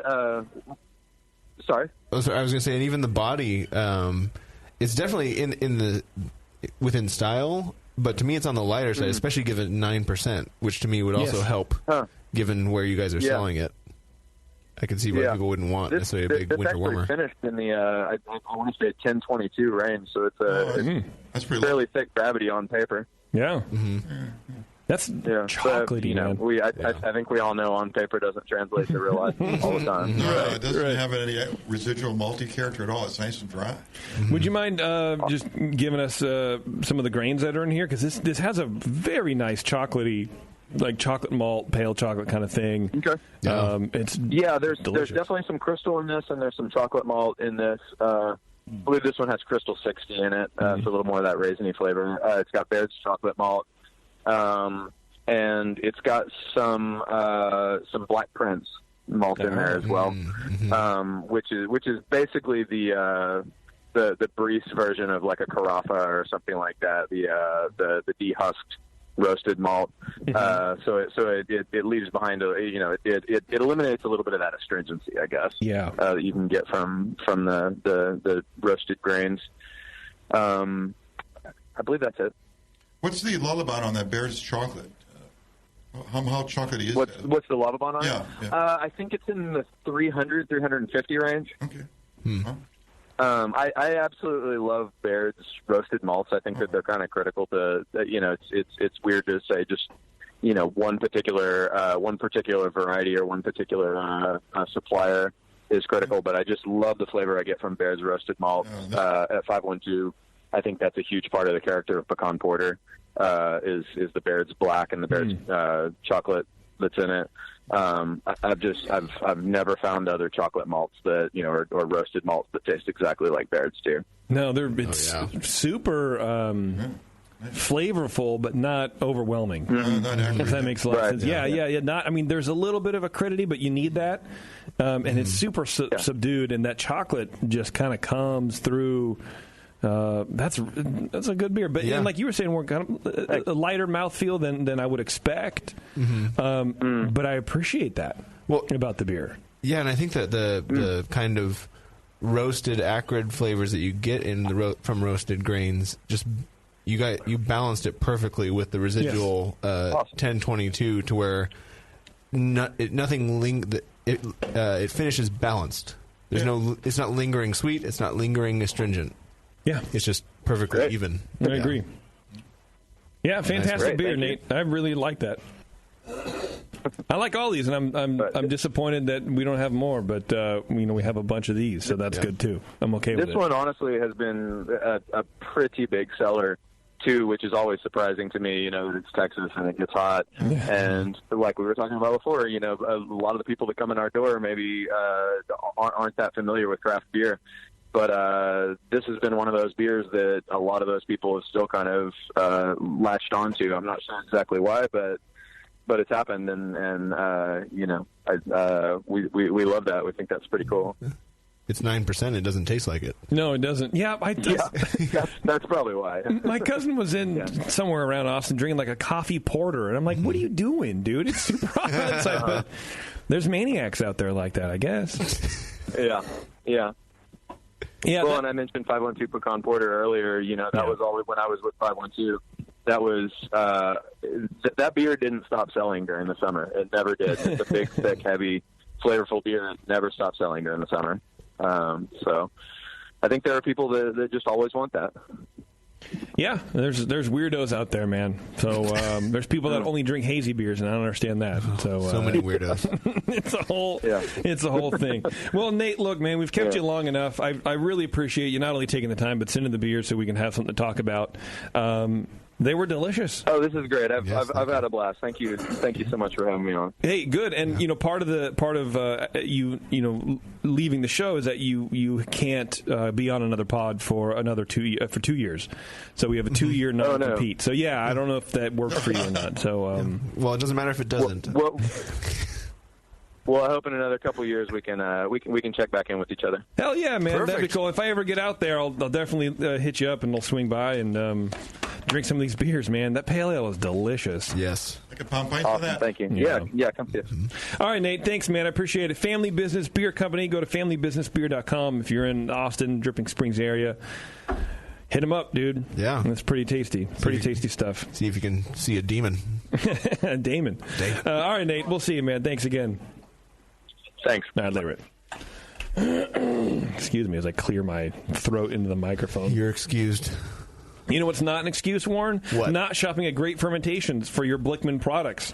Because they have the largest catalog of said Blickman products on the web. Perfect. And their staff is some of the best trained in the business on those products. They offer top-notch customer purpose and same-day shipping on many items. Check them out. Of course they do. At greatfermentations.com. They're all over social media at GR8 Fermentation. So hit them up there, too. Yeah, check them out. Man, that... Imperial Stout was good, dude. Jeez. Yeah. I'll fight you for that extra bottle over there. Hey, man. I think there's a few, right? I think there's a few. Right. Perfect. Well, we don't have to split 'em up fight. then. Yeah, there's 5 more. Oh, all right.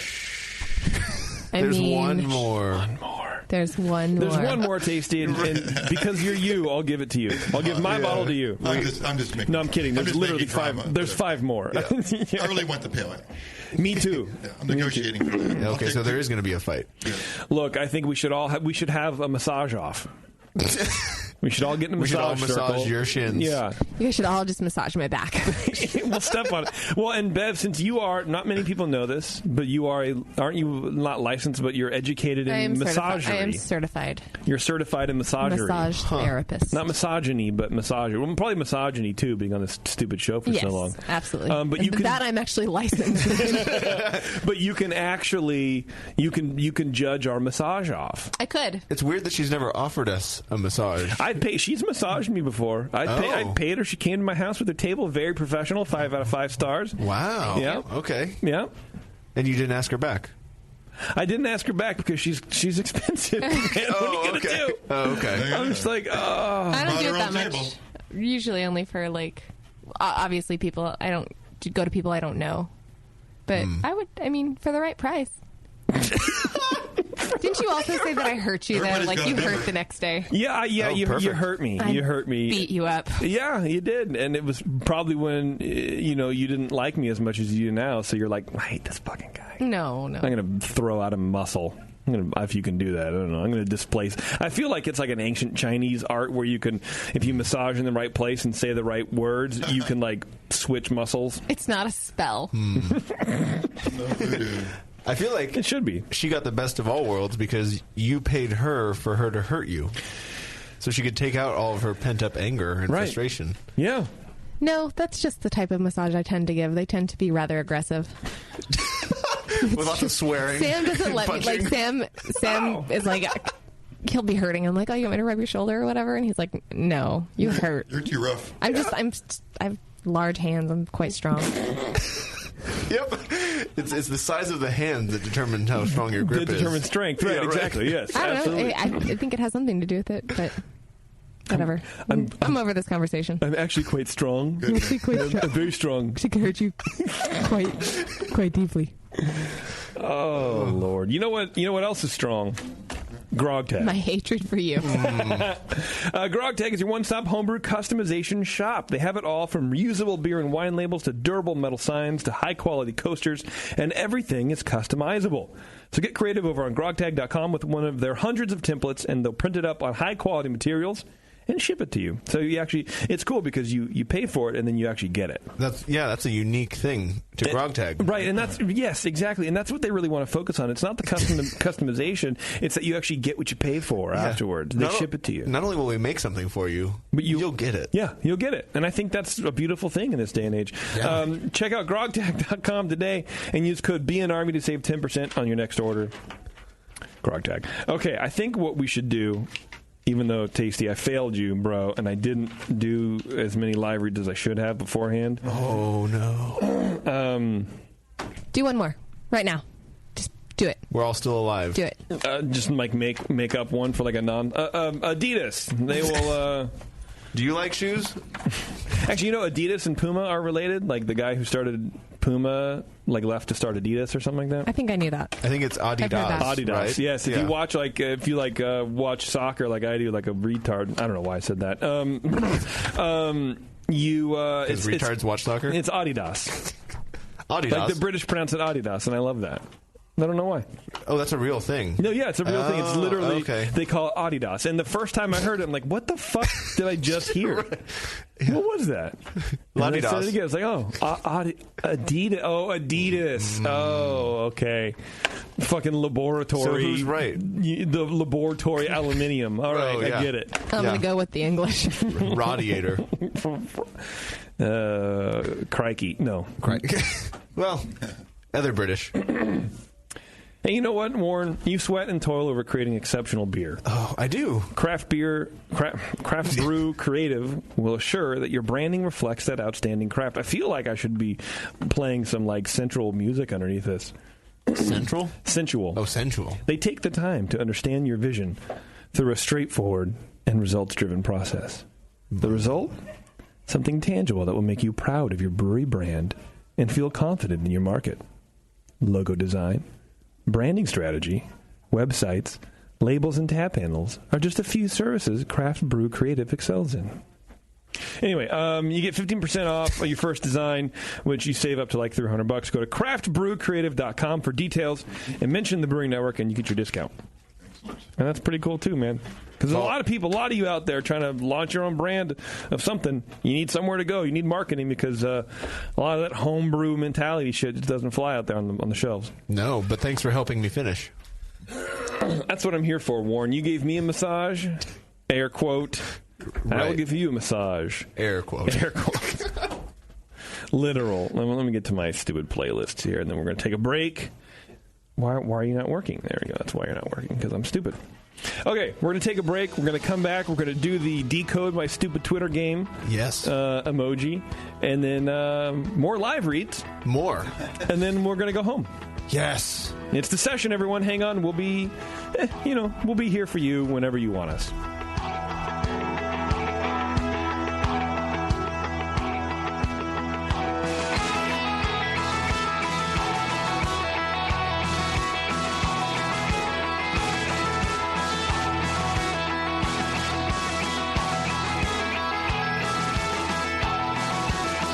You're listening to the Brewcasters.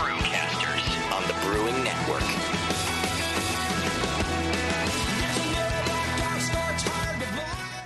Since 1979, Williams Brewing has offered the finest equipment and freshest ingredients and the best customer service in the business. Check out their brand new patent-pending mash and boil 110-volt electric mashing and boiling unit. This compact all-stainless unit lets you mash, sparge, and boil just about anywhere that has a 110-volt plug. Double-wall construction adds to efficiency and safety, and a precise thermostat keeps temperatures where you want them. Unlike insulated buckets and converted coolers, multiple temperature rest mashing is easy to do, all for under $300. They also feature the Mark II work pump, a magnetic drive high temperature pump that does the work of pumps that cost twice as much, as well as exclusive Brewer's Edge regulators and quality Keg King kegs and disconnects. Check them out today at williamsbrewing.com to brews their vast selection. Hey, my brewing brothers and sisters. This is Jamel Zainashev, and I want to tell you about Heretic Evil Twin. You might be familiar with my homebrew recipe, which uses massive late hopping to create a balance between the malty sweet and the hoppy bitter, along with an outrageous malt and hop character. I wanted a beer with the same bold hop and malt character, so we played around with the homebrew recipe until we were able to make a great commercial version too. We've created a beer rich in malt character, full of caramel, toast, biscuit, and an ever so subtle roast note. On top of that, we piled in an insane amount of Citra and Columbus hops at the end of the boil, as well as in dry hopping. This damn-the-cost approach to hopping gives Heretic's Evil Twin a great blast of citrus and tropical fruit that can't be matched by any other hop. The result is a bold, malty, hoppy, but easy-drinking beer. This is our top seller, our flagship beer, and I couldn't be prouder of it. Cheers. To find Heretic beers near you, click on Find Some at hereticbrewing.com.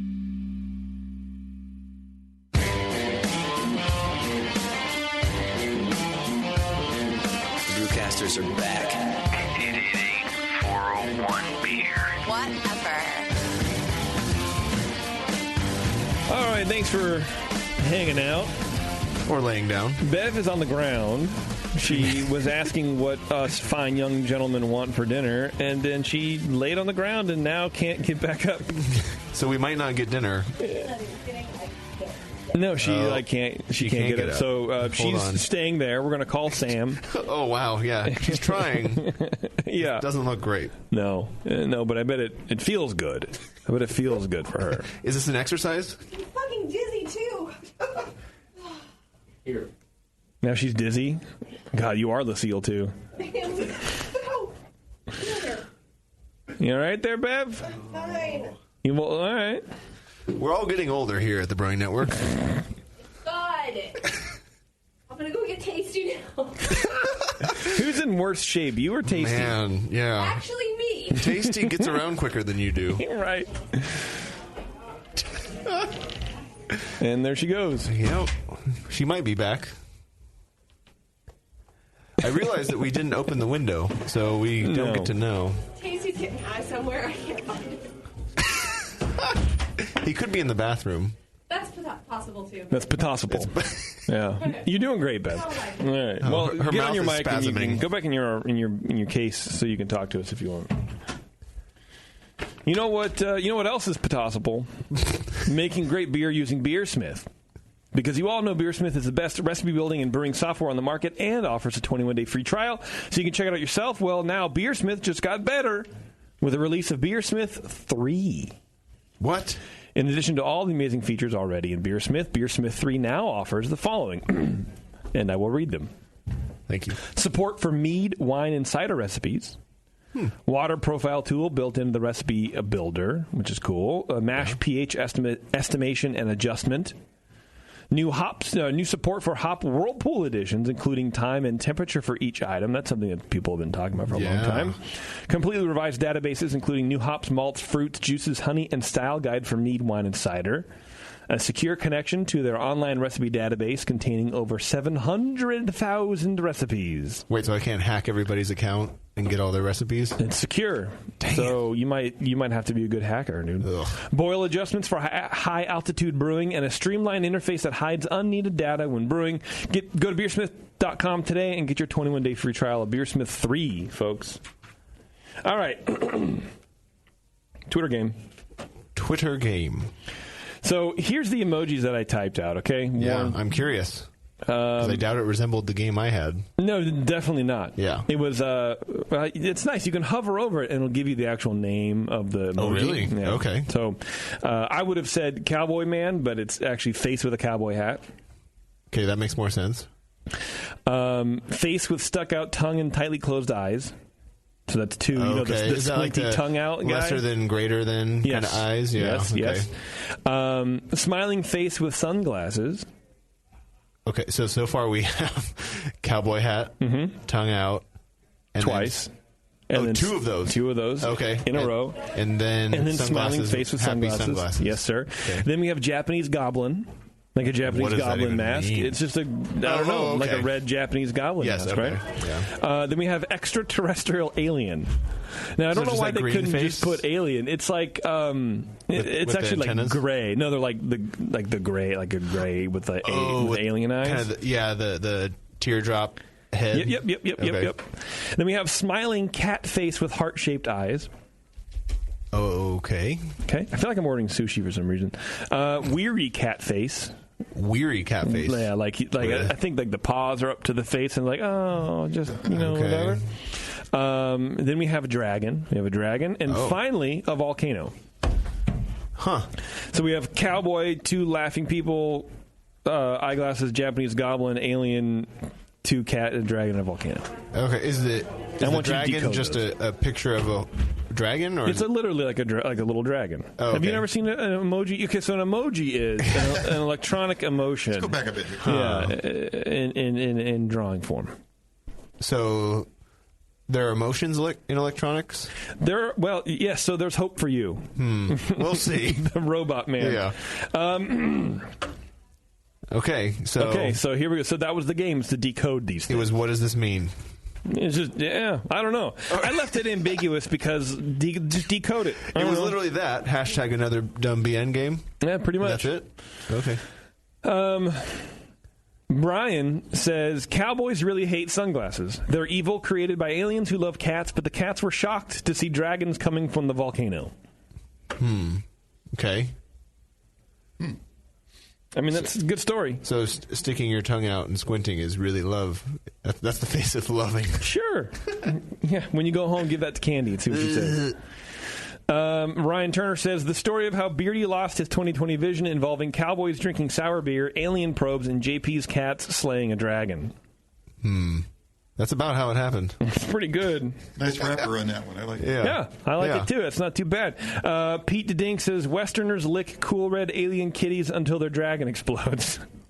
Westerners? Well, like, okay. because cowboy hats, right? No, Do you like that one? Westerners lick really cool kitties. Yeah. Then what? Cool red alien kitties until their dragon explodes. I like the brevity. I think it really, did the most with the least All amount right, of words. let's just say it. I like that. Yeah. Let's just say it. And, a little sexual. It's fine. TN Brewing says, Justin thinks he looks cool in a cowboy hat he got on his trip. Everyone lies and agrees with him, but the females won't play along. Ooh, that might win already. That's good. Yeah. I like the verbose. Yeah, right. I'll say that. Ramsey says, the Bean versus the Volcano, a hazy IPA hate story. Well, that was pretty funny. Yeah. And then Beliana Torres says, Cowboy, barf, barf, cool, Lucifer, alien, cats, heart, eyes, shock the dragon to the top of volcano that hates turbid beer. Whoa. What do you think? Put it on the list or no?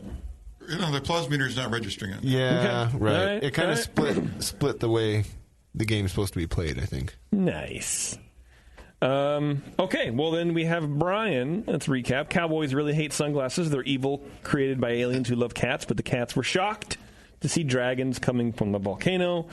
Ryan says it's the story of how Beardy lost his 2020 vision involving cowboys drinking sour beer, alien probes, and JP's cats slaying a dragon. Pete Dink says Westerns lick cool red alien kitties until their dragon explodes. And then TN Brewing says Justin thinks he looks cool in a cowboy hat he got on his trip. Everyone lies, but the females won't play along. Those are your 4 contestants. What do you think as I drink my tea? Well, I like the Justin Cowboy hat one, but he really lost. Yeah. He didn't do all the emojis. He's left a lot of them out. He nailed the first ones up until the dragon and the volcano. Yeah, he wrapped it good in the beginning, and but he missed it in the middle. Yeah, on the TN Brewing, I'll give you that. I'll take him off. Screw you. No. Oh, fine. No, I'm saying that's a second to me. Oh, okay. If not first. Okay. Yeah. Well, then I'll put it back right. on. No. You're back on. Had he incorporated the last 2, it would have been a home Volcano, run for him. Yeah. Speaking of home run, though, while you guys figure this out, craftbeer.com is dedicated to selling the stories behind America's small and independent breweries. Meet the men and women behind America's beer renaissance. Visit craftbeer.com. Okay, go ahead, Tasty, please. I was a fan of the Peter Dink. He did the real brief, kind of literal interpretation of the emojis. Aye. So okay. I'm just throwing that out. I'm not voting. Peter Dink's I'm just throwing out what I like. Westerners lick cool red alien kitties until the dragon explodes. Oh, okay. Yeah, I mean, with the garbage that you put on there, I guess that's probably the most literal. What were you looking for? I don't know. Yeah. That's a good question. I mean, is literal what you going after? That's the thing. Yeah. If we're not going literal, I'm going for the Justin comment. Yeah, Justin comment to me, or Justin trying to wear a cowboy hat. Motherfucker, it's not. I'm not your wife asking what you want for dinner. You got to commit to something. Just pick your favorite. You're voting too. You're like, yeah, I know, but I'm waiting for you guys to do it. To choose 2? Okay, yeah, well, yeah, because come on. Okay, where are we? Where are we at? I don't know. In this? What's your vote, Tasty? For final, the Justin Cowboy hat. Justin Cowboy hat. Okay, so that's TN Brewing. TN Brewing. Yeah. Warren, what's your vote? Justin Cowboy hat. Okay, well then that one wins because I know Bev's not paying attention. TN Brewing, good job, everybody. Women don't get to vote anymore. Winning the Twitter game, finally we're there. She's unsuffered. Full Back to the circle. good old days. Let's go. Okay, well that was our Twitter game brought to you by Drinks. Go to drinkdrinks.com. Had to pay attention. Yeah, for sure, man. Well, I'll tell you what. You guys like reading? Not emojis. No. Brewers Publications, the publishing division of the Brewers Association, they have nearly 50 titles in print and digital format. So you know they have a beer book to fit most needs, whether you're a craft brewer, home brewer, or aspiring brewer. Visit brewerspublications.com and browse titles on brewing science, the business of beer, beer history, and more. Hold on. I think my wife's texting me because my kid apparently is not sleeping. It's just in. And that's something you need to know. Breaking news. I know. Your daughter 9 minutes is ago. not asleep right now. She's been awake since 3 o'clock. Like, what do you want me to do? What do you want me to do right now? I guess just like suffer with her, but I mean, I don't know. Wait till Dad gets home. You'll be sorry. Guess what? Both of us are still awake. Yeah. All right. I want commentary on 5 and 15 of every hour about what's happening right now. Is that what she's doing? Because it's 8, so she's actually a little late. Well, that was 9 minutes ago. She's actually right on time. Oh, okay. Was that it? We don't have any more live reads. Well, we got the one. The one. But I just want to make sure that we've done all our show business. We have the climax. Our show business. Speaking of show business, we are off next week, everybody. Yes. Let me get on the calendar here. The next show is Imperfect Produce with Imperfect Produce. Freewheel. Yes. Nice. Very good. Freewheel Brewing Company? Yes, sir. Yes. Oh, boy. Those guys make killer beer. Yeah? Yeah, apparently they've collaborated with Imperfect, so we're going to chat about that. Hopefully get some beer to drink. Look, can bring a cask over? Right. Yes, please. Oh, excuse me. But if they crowd it up and then drive it the 45 minutes to get here, we'll probably get a good representation. I mean, it'll be good. It'll be close. Yeah. There you go. Wednesday, I'm going out to Berkeley to do a podcast called Everything I Learned from Movies. And these people watch bad movies and they drink beer and hang out and chat about it. Sounds like a good crowd for you. So you'll Right need to up my learn fucking something. alley. You need to learn something from a movie. Oh, I'm going to teach something. I know. I have to watch this movie. So they're like, oh, yeah, the month is like animals. Like, what's your favorite animal horror movie? And I was like, oh, well, have you heard of Wolf Cop? They're like, oh, we've already done Wolf Cop. I'm like, shit. How about Arachnophobia? Can you say shit on this show? That show that you're going to? I don't know. Right. Are you I hope so. You're going to be saying it. You're going to be PG. So. You're going to be PG on this podcast. And so I'm going to watch a movie called Grizzly. Okay. Grizzly Man? I wish it would be Grizzly Man. I've never seen it, but I imagine it's a remake of oh fuck, I just forgot the name of the movie and now my joke sucks. Down and Out in Beverly Hills. That's what I imagine Grizzly is a remake. It's a remake of that. I haven't seen either of those movies. You've never seen Down and Out in Beverly Hills? No. Bruh, tasty. Well, that's not an animal flick, is it? No, it was a joke. Because the guy, he was a home. So, Down and Out in Beverly Hills, it's like a homeless dude who gets rescued by, not Don Cheadle, but now I forget his name because now let's see it's Don Cheadle. Richard Dreyfuss, I think. Okay. And, they look very similar. Yes. And, he's all bearded, and then basically he becomes this, he's taken in by like a wealthy family or whatever, and basically like lays pipe throughout his entire, like this dude's entire family. Like, basically this homeless dude. He's good at something. He just fucks his family. I guess. I don't know. Haven't seen it in a while. Wow, that's his thank you. Okay. But I'm imagining Grizzly is that remake, so I'm looking forward to it. Okay. This movie looks stellar. Really? I have not looked at it at all. Oh, so they assigned it to you? Yeah, they're like, why don't you just because it was club or every time about this movie. It was a couple email chain of like, well, what's your thing? I'm like, if you asked somebody, I go, look, if you go up to somebody and go, what's your favorite animal horror movie? I would have no idea. I mean, beyond Jaws, what do you think? Right. Slither is Sharknado. Oh well, Grizzly is widely considered a Jaws ripoff. No. Oh, okay. Grizzly. Here I should put a movie. Favorite horror animal movie. Right, and you just... What's the one with Kevin Bacon where that thing's underground and... Tremors. Yeah, Tremors, Yeah, but I think they've... So I was like, I can't do Tremors because I feel like... where am I even going to watch it? How am I even going to watch this? Alfred Hitchcock, Crows. Birds. Birds, that one. Grackles. The Grackles. So Grizzly was made in 1976. Jesus Christ. Yeah, that's a hard genre to pick a bunch of movies. Yeah. It has a solid 50 on Rotten Tomatoes. Whoa. Hey, man, that's kind of in my sweet spot for movies. Anyway, their website's eilfm.podbean.com. Everything I learned from movies. They have a bunch of shows, dude. They have like 127 episodes. You do Godzilla. Twister. Right. So they do like full-length commentary and stuff, too. Anyway, give them a shout-out. I'll be on there. I don't know when the thing is going to be released, but it'll be a good time. Yeah, next time we're on, remind us of it, so we'll look it up. Yeah. Give it a look. I'm going to bring in some beers. Maybe I'll bring in some of these beers and a couple of rare barrel beers and just kind of hang out. Beer. Yeah. They sit and drink beer. And so they're making you do all the work. Yeah, I offered.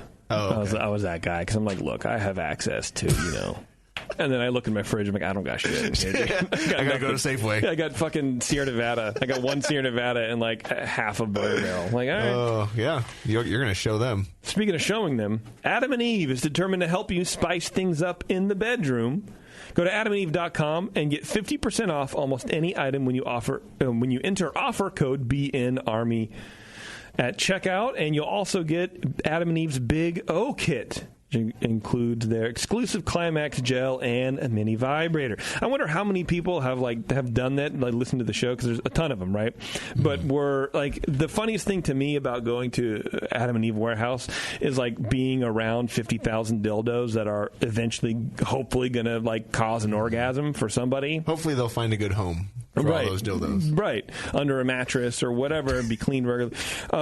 But I wonder, like, kind of the next step is we're talking about people getting lubrication gels, like that's going to be on genitalia, and I think that's funny to me. Like we're you know what I mean? Like people hear me talk about rubbing oils on their penises, right? And then they get the thing, and then they do the thing that I told them to do, and I hope that they think of me when they do it.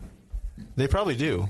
Oh, God, that's the last thing I hope. And they're like, oh, this is the free Big O Kit that JP taught. Fuck. Thanks, JP. No, I can't do this. I got to send him an email. Oh, wait, that's not a part of the Big O Kit? Is the thinking of you? If I can include like a 5x9 photo of me, that'd be dope as fuck, dude. The bigger O Kit. That'd be hella sick, bro. You should pitch that idea to them. I've got an idea to how to make your O Kit bigger. I think are smaller, really. I mean, if if your orgasms are too intense, do you need to dial back your orgasm from an 8 to a 4? Yeah, so just thinking sports at this guy's face. Yeah, get the small JP kit, not the Big O Kit. Is your doctor worried about your blood pressure? Here's a picture for you to look at. Yeah. Is missionary sex too exciting? Check out the JP kit. For just pass. Yeah. You can even make it a mask form for your wife to wear so that you avoid her. Oh, I'm thinking it's just instead of like a gel, it's like Elmer's glue, and it's just like to make you have like the worst time possible. You'd literally be stuck together for the rest of your life. Yeah, and it's just no one wants that. And a handful of sand, and that's like your free gift. It's amazing you haven't opened up your own store. I have. No one shops there.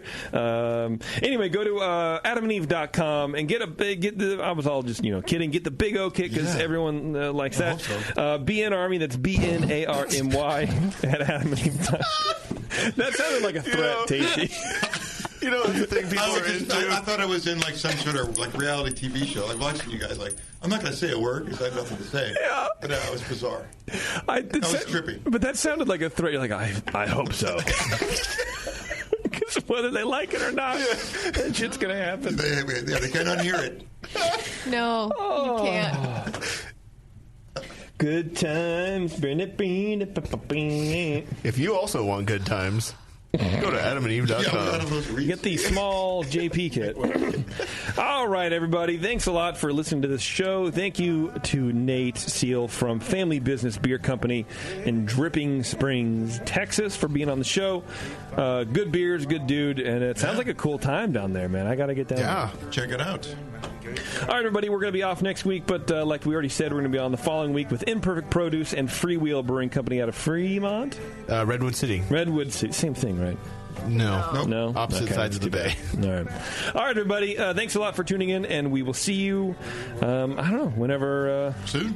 Yeah. Whenever you see somebody on a podcast. Around. Exactly right.